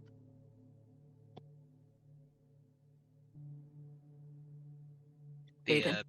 The whole caern thing. Do you want me to talk about that now? It's a perfect segue. Go ahead. All right. He'll look over to Eliza. Excuse me, ma'am. Got a question about the cult. Well, first off, Aiden, you call me ma'am again, I'm gonna punch you straight in the mouth. Yes, ma'am. I may be old, but I'm not that old. Uh-huh. Yeah. Yes. What about the cult? They've established what looks like or seems like a small cairn at the trailer park that they're at. That's where the guy Kyle that was roommates with Terrence at the school. There's at least two of them stationed out front of the trailer the last we went, and then there's two in the Umbra just wandering around. I don't know if this is going to cause any issues with the cairn we're trying to establish with one that's already here at that trailer. If they established a cairn, like a fully awakened cairn, that presents multiple difficulties. In fact, I was just talking with Joseph about this. To establish a cairn properly, you need minimum 13 Garou present to represent the 13 moons of the year. Also, you need to establish the cairn during a particular time of the month, while the moon is working its way towards full, not on its descent into darkness. So that means that cairn is either fairly fresh or has been here a minimum of a month.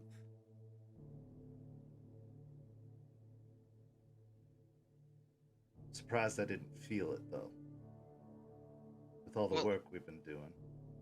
I didn't feel anything until we were on our way out. But it did feel like a bomb when I realized what was going on.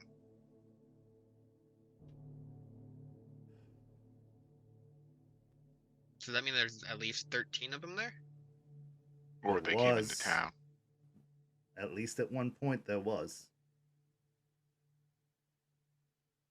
Alright, from what we... Alright, the information that we roughly know is the first time I went there with Artie, there was 5. And then when Joseph and I went, there was at least 4. And now I can't say that those were the same ones, or if that's 9 altogether with those numbers. Wait, so there were 5 Garu there, plus the 3 that weren't at the time? Well, when I went the first time, there were 5 people in the trailer. 3 of which were to be in the process of being turned. Okay. I did a kin seek with Joseph, and I only felt 1, and that was in the trailer. Kyle was there, and he looked to be in his glabro state. Yeah, we saw 2 guards in this world in Glabro and 2 Garu, I'm presuming, or just wolf spirits, but they look like Garu in lupus form in the Umbra. So there are at least 4 Garu keeping that place safe. With 1 likely SA urge. If they're able to go, if they're patrolling from the Umbra. Yeah, well, I mean, other people can learn that gift too, but yeah, likely they probably have a spread of moons. They got 1 on the way. Also, the other thing that this could be considered is if they were able to get the 13 to help establish that caern, plus the others that would be useful in establishing it thoroughly, we might be just looking at one small break off of a sept. And if there's a sept, that means Florida could be full of these Fenris.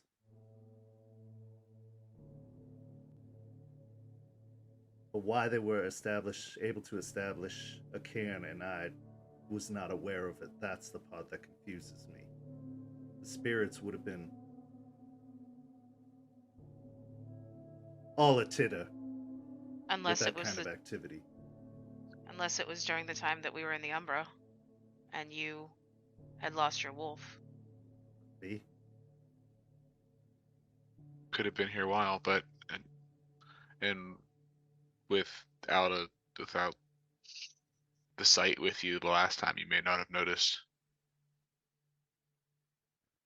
Well, this means we have to be especially careful when constructing our own caern, because if they get a path stone to our caern, that's a direct access into our caern with a moon bridge if they were to establish one. That's a perfect opportunity for a raid.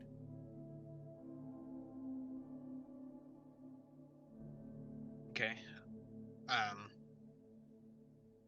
So we're looking at building our caern when the moon is working on it becoming its fullest, right?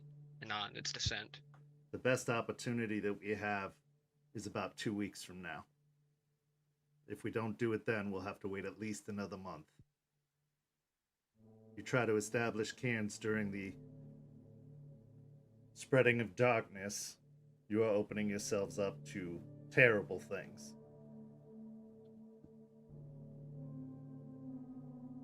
Okay, we can. You guys are close to having everything established, correct? The infrastructure's there.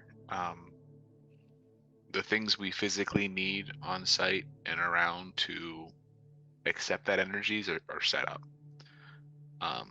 The thing now is getting the energy. As Eliza said, we need 13 participants and then enough Garu or supporters to protect the participants and the space in case the wrong things get drawn in.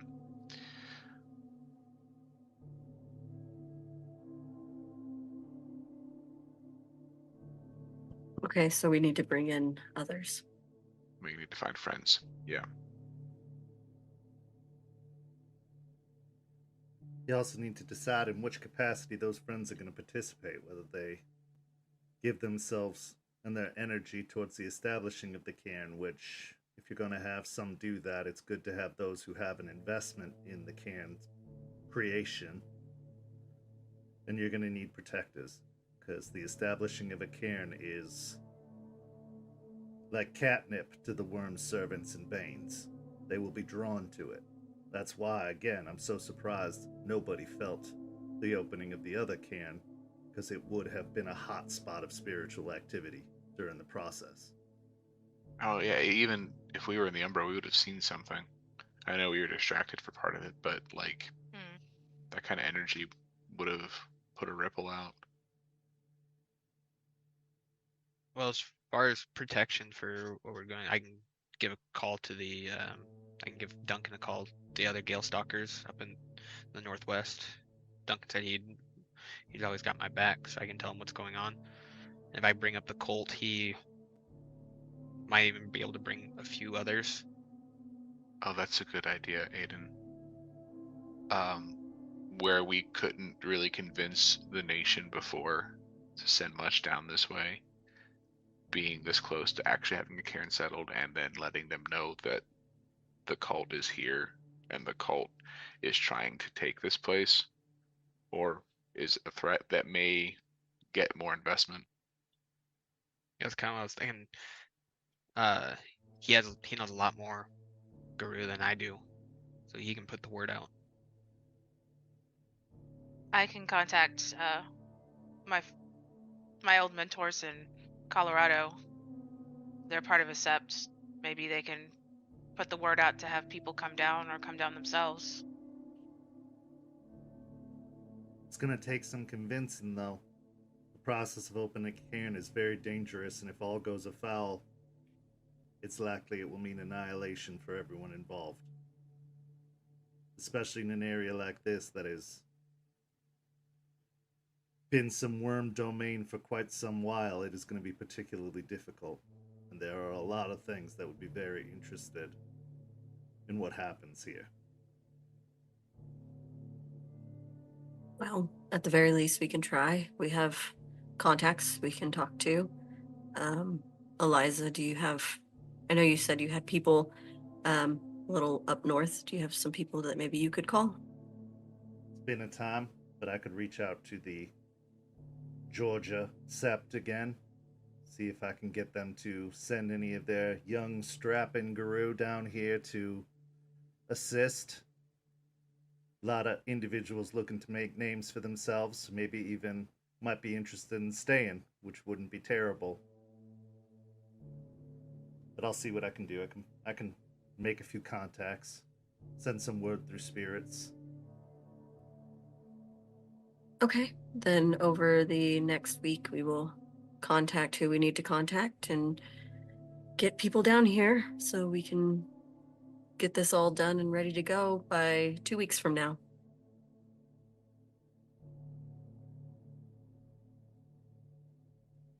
Okay. Now, considering what we have here, we'll need some strong fighters involved as well. As much as I love the idea of all of y'all being involved in the rite itself, might be best off if Aiden or perhaps Jester were standing with those on the front lines, the defense. I can do that. I can too. Yeah, I think both of you on the outside, lending your strength there would be for the best. We can get some others here who are better at right management and helping in other ways that they can. You know. And you guys can kind of take lead on where those people need to be on your side. two of you are going to definitely be needing to clear your minds as much as possible. If you are showing any doubt, if you are showing any despair, if you are showing any frustration, Banes are going to try to seize advantage of that and take control of you. So you got to make sure your head's right for when the time comes. So if there's anything that you haven't done, haven't said, anything that you felt uneasy about, might be looking to put some closure to that sooner rather than later. So, like, seeing things? More just finding a sense of focus and calm in your mind. Oh, okay. So anger, sadness, guilt, anything like that that you guys need to bring up.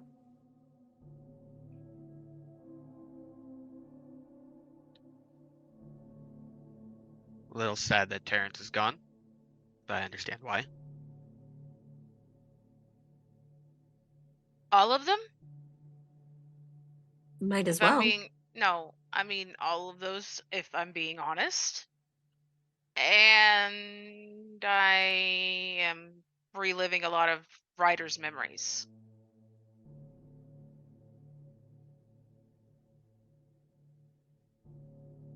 Okay. Did you want to unpack that? I don't know what's going on, and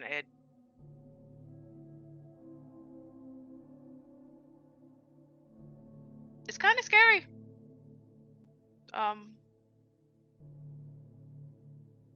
Like things that I didn't even see when paying the penance, I'm remembering now.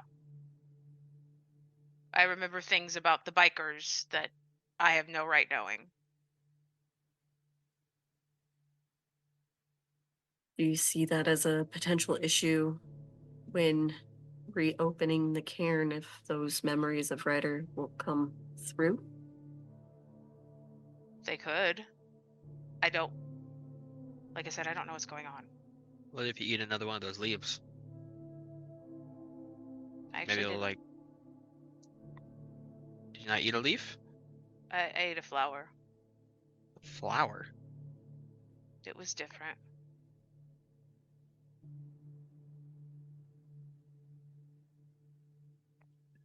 That was my idea. I had a leaf. Can That's I how see I those could... glasses?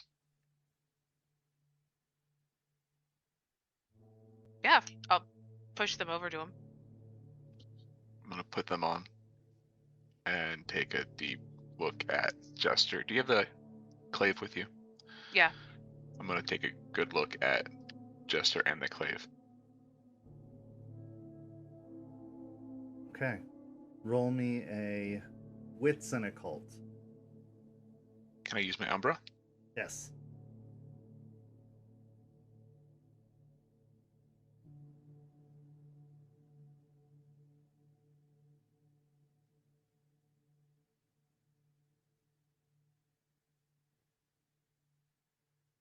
Five successes.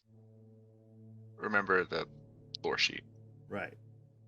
Looking across into the Umbra, this place seems well protected, better than it has been in quite some time. Clearly, Eliza has been hard at work reestablishing the spiritual sanctity of this place. There is a definite aura, a definite protective source coming from the spirit catcher. But looking at Jester, she casts a very long shadow. Not one that you would think Bane, not one that you would think evil, but you would think there's something more to be seen there. Something that hasn't quite passed on.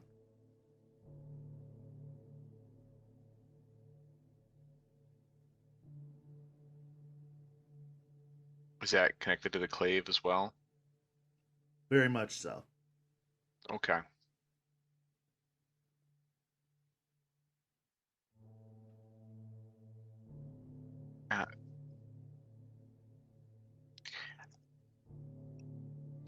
Given who it is, I'm not convinced this is going to be a super problem. But it is something to keep an eye on. It's not a Bane. It's not a Gaian spirit or a Weaver spirit. It's just Ryder. He's still here. That's my best guess. He's your little shadow right now. Great. Well, not little. Not little at all. But yeah, I don't think he's ready to go. So he's gonna stick around a little bit.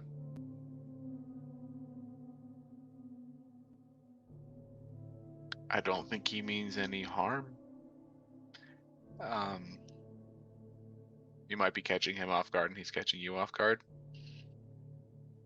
Okay. But I mean, I don't like stepping in to that side of the Umbra to really know for sure. It's more dangerous than where we go. My right won't bring me back if I go over there. So I can't tell you for sure, but that'd be my best guess. It's connected to the clave as well. You're gonna feel it when the clave's around. I can see the shadows touching. So Okay. But it's not gonna mess up anything with the caern. Not that, I mean, I can't imagine. Maybe, but not like the point of it's a big gaping wound of fire that's going to bring Banes in. If anything, I would just keep yourself focused so that he doesn't step through. You're saying you're getting his memories. He may be very invested in this caern. So that may be something that may happen. You may get more interaction during the process. I mean, probably better for you to be out of the ritual than in. But also just be aware that if you start losing yourself, he has slightly different tactics than you, and that may not be the safest way to fight. Right. I mean, I haven't felt any urges. I'll glance at Artie. So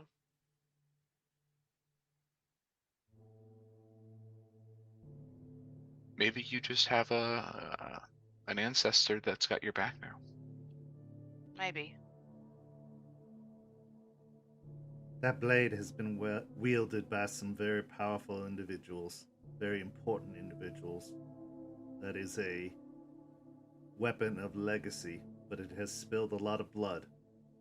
And it is known, to put it simply. So, it does not surprise me that there would be echoes of the past associated with it. Memories of conflict, of victory, and of loss. But it has also been used to make its fair share of enemies as well. And some of those enemies will not forget.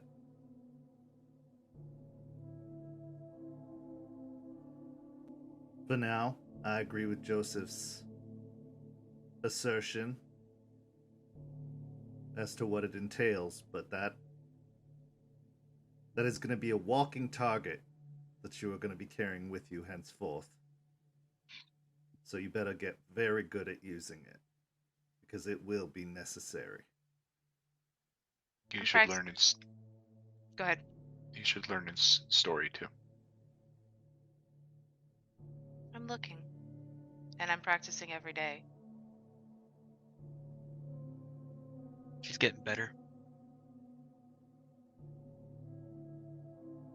Could even be the cult remembers that blade. There were a lot who strayed from the path when the sept fell. Some, like myself, others in the opposite direction. So I would be wary of who you show such a thing to. Could it even be that one believes they are more deserving of it than you, and will attempt to take it. Eliza, So- could we... Oh, go ahead, Jester. I was just gonna ask, should I not bring it when we create the caern? Oh no, most certainly have it when we create the caern. I'm Okay. just saying, maybe don't just be walking about with it strapped to your hip. It is Okay. not only a dangerous item in its own right and very valuable, but it is very unique and hard to forget.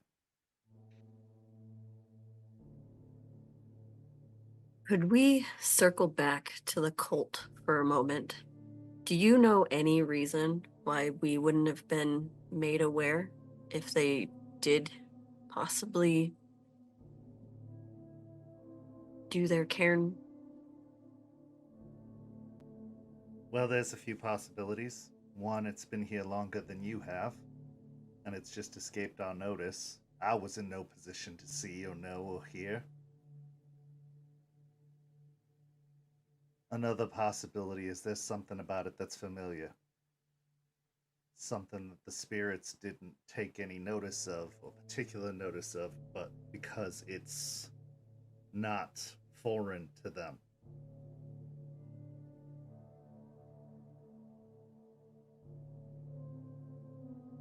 It's hard to say, for sure. I will be talking to some of my more constant contacts on the other side to see if they felt anything, if they have any memory of feeling anything. But if it's... the best word I can think is spiritually camouflaged. Something that made it feel normal. Something that made it feel like it belonged here. Now, based off of the location you have described, there was a cairn there once.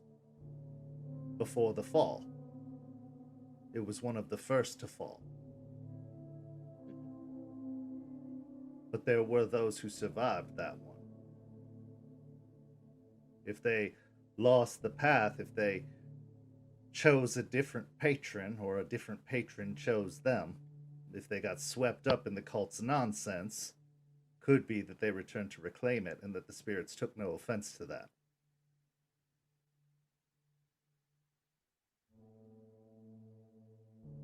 Okay, then we will have Aiden, you doing reconnaissance on that. Don't get too close. Don't cause any waves, but definitely keep an eye on it. I'll add it in my rotation. Okay. And that's all we can do with that for now. It seems like when it comes to the cairn, we need to talk to some people, get them here, get that ready, get strong people as well as people who are knowledgeable about the rite itself so they could help if possible. Is there anything else we need to do to prepare for that? We need the numbers, or all of this is for naught. That is our first and utmost priority. You're going to have to sweet talk the hell out of them. Because the nation has given up on this place. There's no doubt about that in my mind. They have moved on. And they are not ones to regret their decision. So those who do act with you, to some degree, will be acting against the nation's will. We'll be doing something foolhardy in their mind. So, as Joseph had stated so eloquently when we were at the cairn site, they could be bringing baggage. These are going to be the ones that most of these septs would be happy to do without. Might see it as unloading some of their own baggage. You're not going to necessarily get the cream of the crop coming to help you. I like misfits.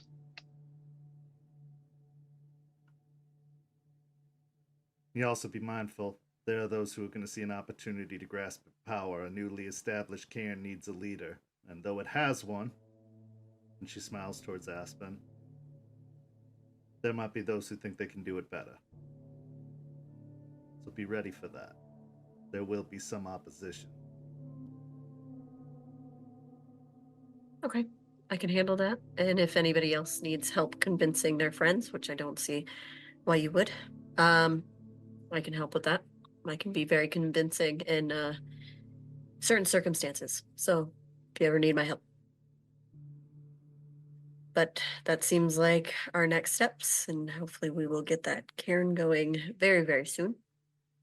Our next thing we need to talk about is Star. Yes? Joseph? Yeah. She's ready when we are. I've been studying with Eliza and the books to figure out my right and how we'll do it. The only thing we'll need is I'd like us each to have a gift, something small. You know, kind of what she likes. Just a little sign of that pact. But yeah, when we're ready and we think we have what we want, we can go to the memorial grounds. I'll ask Grandmother Willow for permission to do the rite, and then we can call her down and go through it. Oh, given this isn't Lettuce Lake, we may actually have to call her and use a little bit more will to get our voices out. Not a problem. We can do that. Well, it's just about nightfall, and no time like the present to have this sealed and dealt with will give us quite an advantage when we actually go to build the caern itself. Having a Patron Spirit's blessing on top of all the other blessings is just one more advantage for us. So what do y'all say? Y'all ready for a field trip? Let's go. Yeah. Taking a couple different vehicles, Eliza borrowing her neighbor's truck. Most of you piling into Artie, you make your way out to the Memorial Gardens as night starts to set in, as the last rays of the sun disappear over the horizon, as the stars start to find their way in the sky, their light shining down from above. When you arrive, the gardens are closed, but now being the new legal owners of the garden, you're able to gain access easily enough, unlocking the gates, making your way in, and taking the long, dark drive through the cemetery, down the winding paths, gravestones standing like sentinels on either side of the road. Passing through the curtain, Spanish moss hanging down from the trees above. There she stands once again, Grandmother Willow. A lone, towering figure of wisdom and power, elegance and age. Atop a small hill, breaking out into the sky, reaching up above, no trees daring to stand close to her in all of her magnificence and majesty. Becoming Guru allows you to see things and respect and appreciate things others wouldn't see. With your human eyes, it's just another tree amidst many. But with everything you've experienced, everything you've been through, everything she's taught you, and everything you've seen, you can see why she stands alone. Because she is a being of power, a being of control, but also a caretaker, overseeing all of the grounds around her, a protector, a guardian. The vehicles come to a halt, their headlights illuminating the grounds around her base. Ryder's grave has completely disappeared. It stands out to you in your minds, in your memory. You could find it in a dark room with no lights, completely blind if you needed to because of the significance it holds for you. But to any passerby, it looks like nothing had changed. You exit the vehicles, keeping the headlights on to provide some illumination so that you aren't stumbling around in the dark. You may be Guru, but your senses aren't always that good. You don't quite have night vision. But you approach the base of the tree.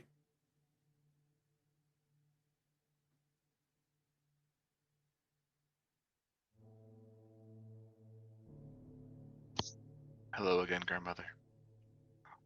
My pack comes tonight to seek permission to perform a rite on your grounds, the site of our soon-to-be caern.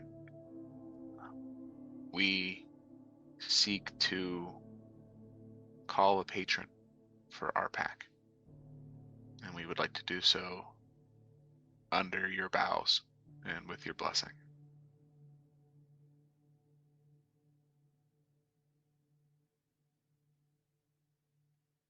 It's silent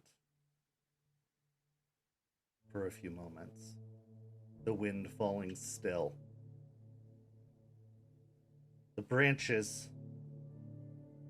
hold their position as if in contemplation, considering, judging.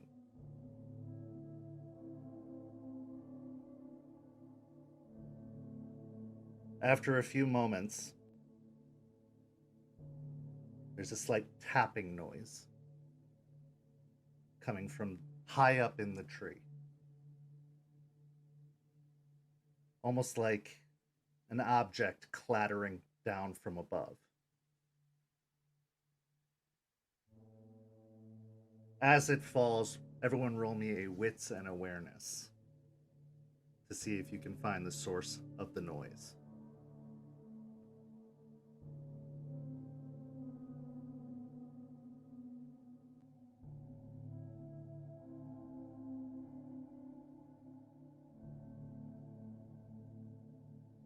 The rest of you keep your eyes peeled up towards the sky as it enters into the illumination of the headlights. A small little object seems to be clattering, bouncing off of the branches as it drops down from high above. Unfortunately, Aspen isn't able to see it as it falls and plunk, right off the top of her head, a single acorn drops to her feet.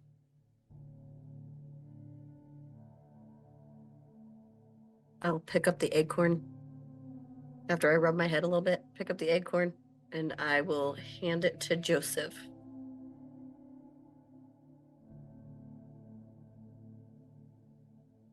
Thank you.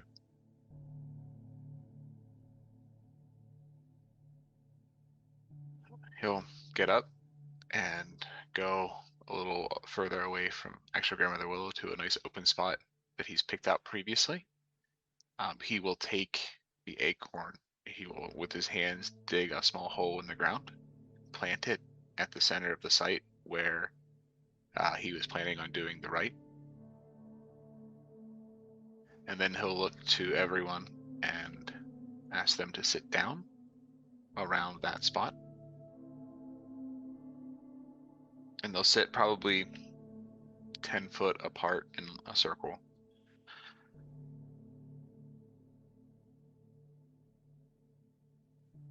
For those, before we get started, for those who among us who aren't into plants, willows don't drop acorns. She had to pull pretty far to get that. Okay. Aspen, would you do the honors calling our friend? Absolutely. And she's going to pull out a small mirror from her bag and put it in the center of the circle where Joseph had us sit around, and put little tea lights around the circle so that the mirror is faced up directly at the stars in the open space.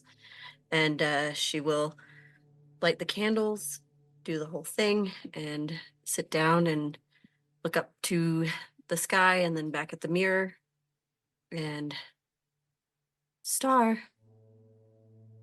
friend, could you come meet us, please? So you're beginning the rite of spirit summoning. Go ahead Yes, and sir. explain the mechanics of that rite. Yes. So it calls a spirit, an unwilling, willing, doesn't matter spirit. And they have no obligation to follow what you say, but it's usually followed up by a gift or a binding or whatever, which Joseph is going to be doing. But it is a honor and persuasion versus their power, along with a modifier of the gauntlet in the area. And if you don't have a direct connection to the spirit, you need to know the spirit's name to summon it to you. Okay. So go ahead and make the roll.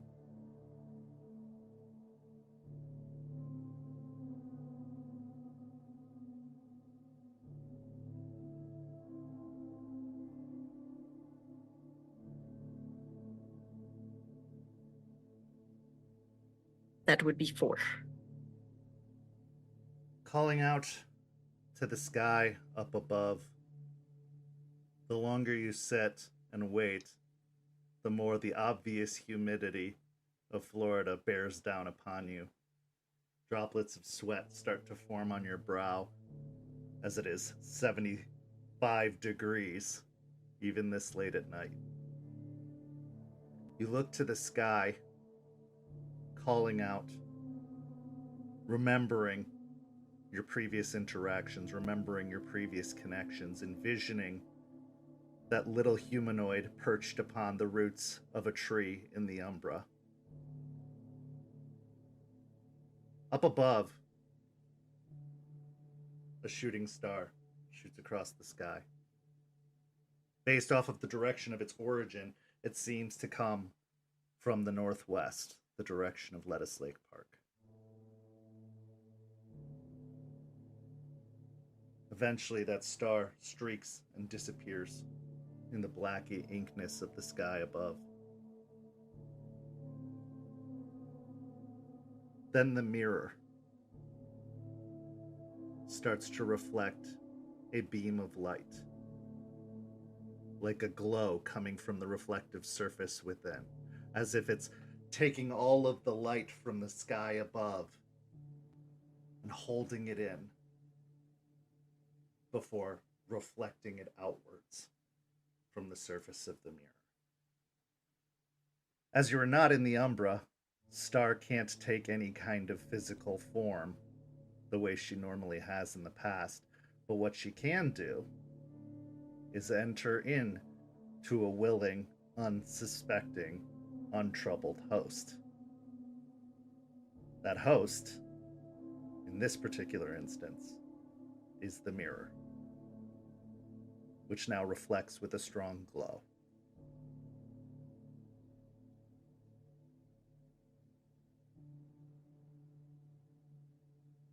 She will wave at the mirror and she'll look over to Joseph. Thank you, Aspen. Welcome, Star. This park is to be the site of our new caern. As such, we thought it was a good place to start another new thing. We called you here tonight to ask you to be our patron, to guide us as we move forward in our endeavors.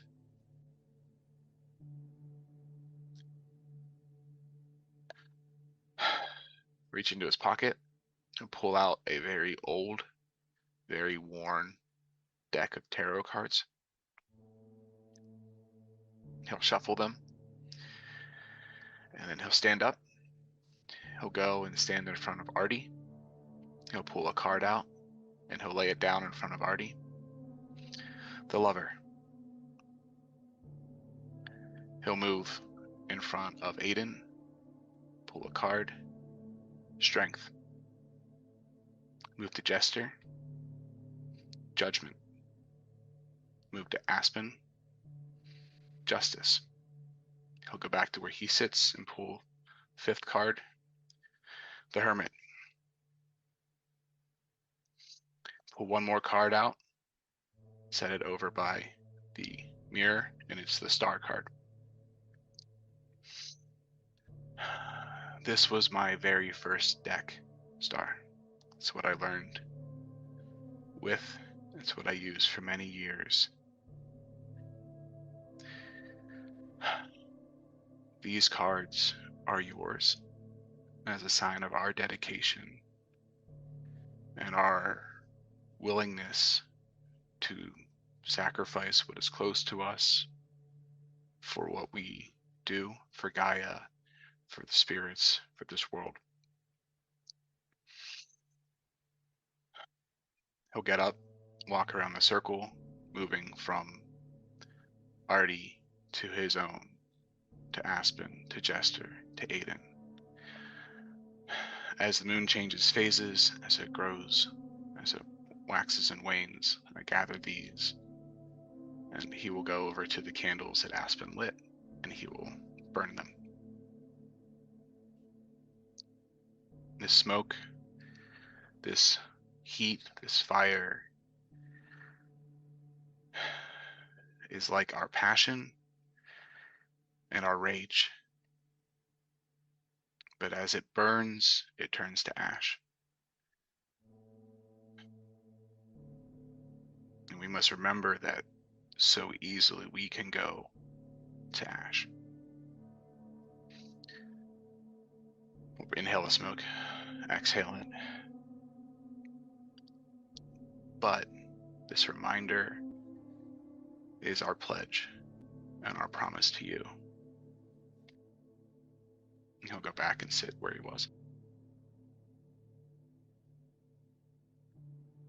The glow emanating from the mirror glows a little brighter as it takes in more of the surrounding light and reflects it backwards to you, illuminating the area to the point that the headlights seem unnecessary.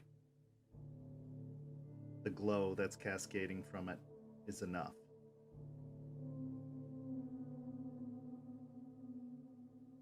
Eliza, standing outside of the circle, closer to the vehicles. Each of you must make your own offer and your own pledge, but you are a pack. Joseph cannot carry this burden for you. He can simply speak the words.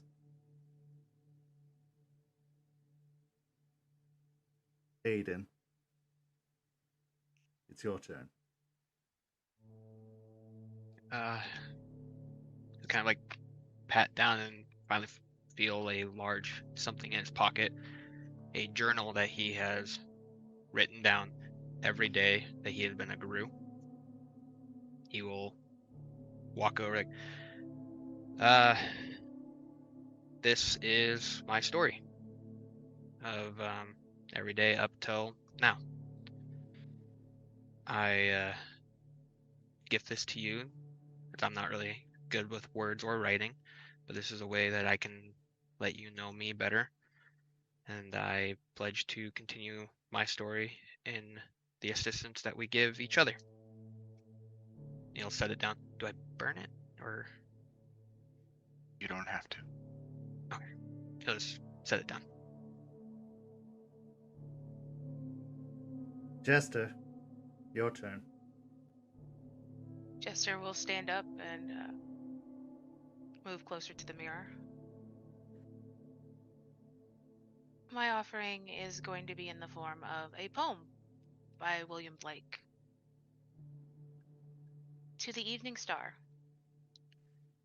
Thou fair-haired angel of the evening, now, whilst the sun rests in the mountains, light thy bright torch of love, thy radiant crown put on, and smile upon our evening bed. Smile on our loves, and whilst thou drawest the blue curtains of the sky, scatter thy silver dew on every flower that shuts its sweetest eyes in timely sleep.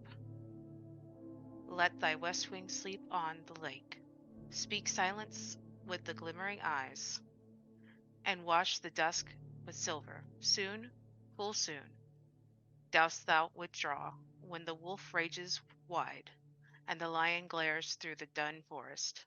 The fleeces of our flocks are covered with thy sacred dew. Protect with them with thine influence. I pledge to share the stories of the world and our people and our actions with you.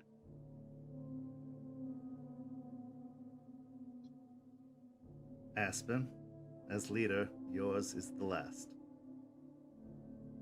Aspen will stand up from the circle.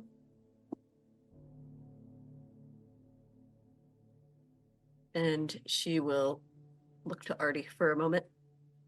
Oh, right. He starts patting in his pockets, and then he stops and reaches into his wallet. He pulls out. He opens the wallet, and as he does so, he reaches in and pulls out a small photograph.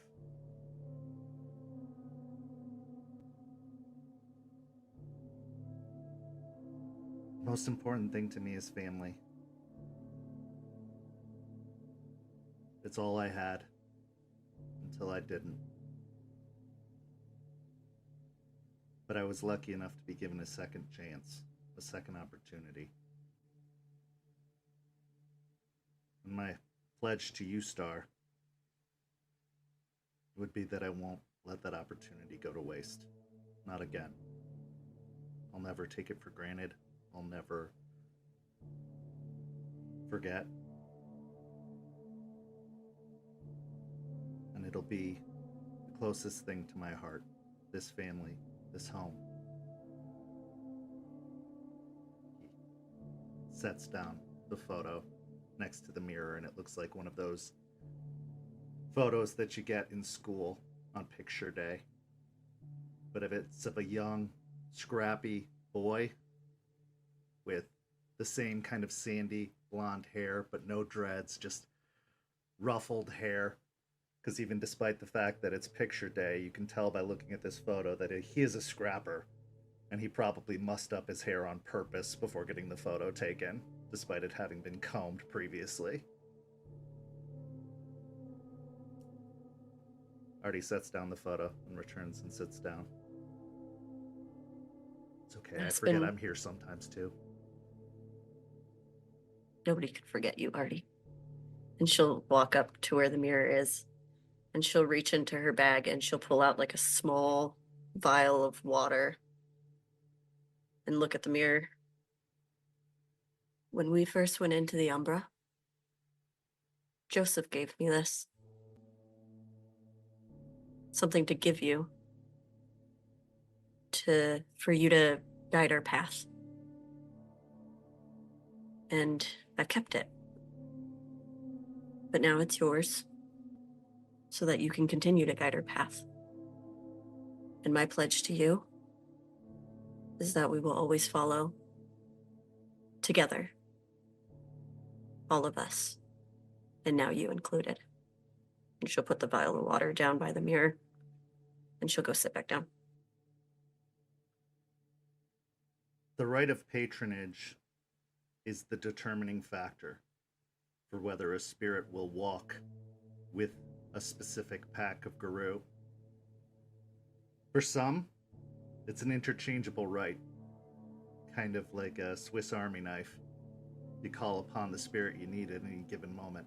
But for others, it is a solemn vow, an oath, a pledge that that particular spirit and that particular pack will walk as one. That they'll look out for one another, provide guidance, provide protection. This rite calls for a pool of renown and etiquette. The rite master takes that pool and adds an additional rage die for every member of the pack that is involved.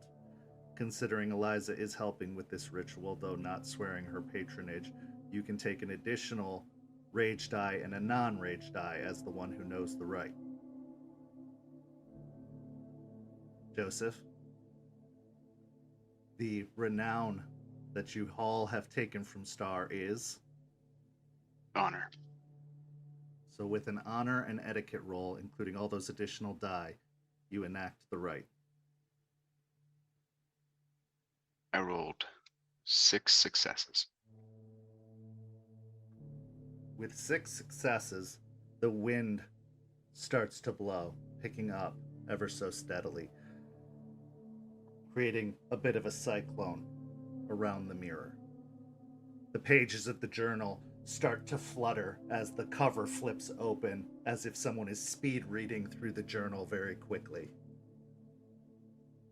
The water in the vial starts to slosh around to the point that the cap of the vial pops open and the water starts to seep out onto the ground.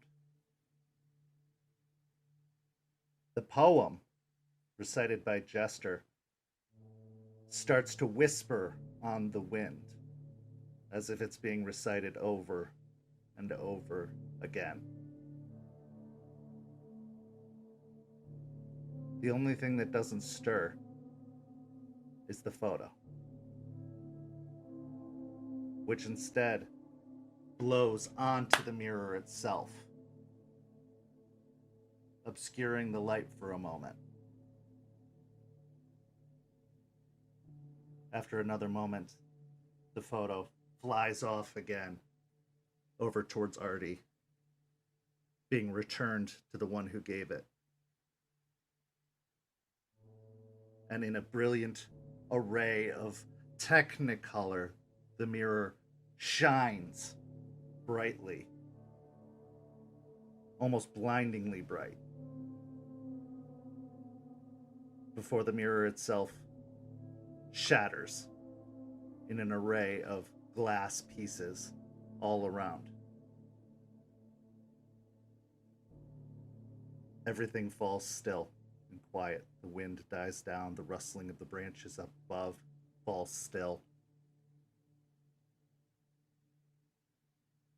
And then, to all of you, in the softest voice, as if it's a whisper in your ear, you hear, "Hi, guys." And that is where we're going to end our session tonight. Across town, however, in an RV park, stands a single solitary RV. Two large, muscular individuals stand out front, pacing in front of the RV, moving in a very regimented pattern.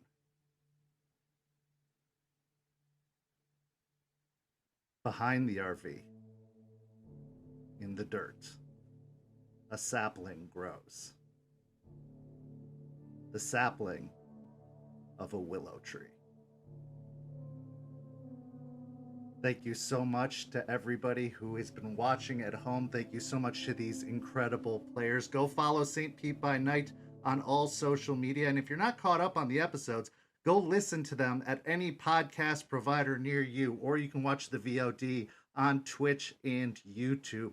This has been an incredible ride so far. Go follow these incredible players on their socials if they have them. You'll see them in the credits. But thank you so much for watching. This week, we have What the Hell Is That? Returning on Friday. We have After Dark on Saturday. And then on Sunday, we have Bloody Strings back for another episode. And then next week, Rage Across Tampa returns, where these guru reach out to their various connections and contacts to try and summon all the aid they can to bring about the rite of caern building. Thank you so much for watching. Have a lovely evening, everyone.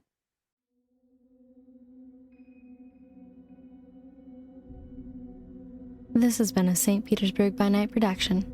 Rage Across Tampa is produced in agreement with the World of Darkness and Darkpack. The storyteller for Rage Across Tampa is Kent. Tonight's characters were voiced by Preston, Champ, Noree, and Simon.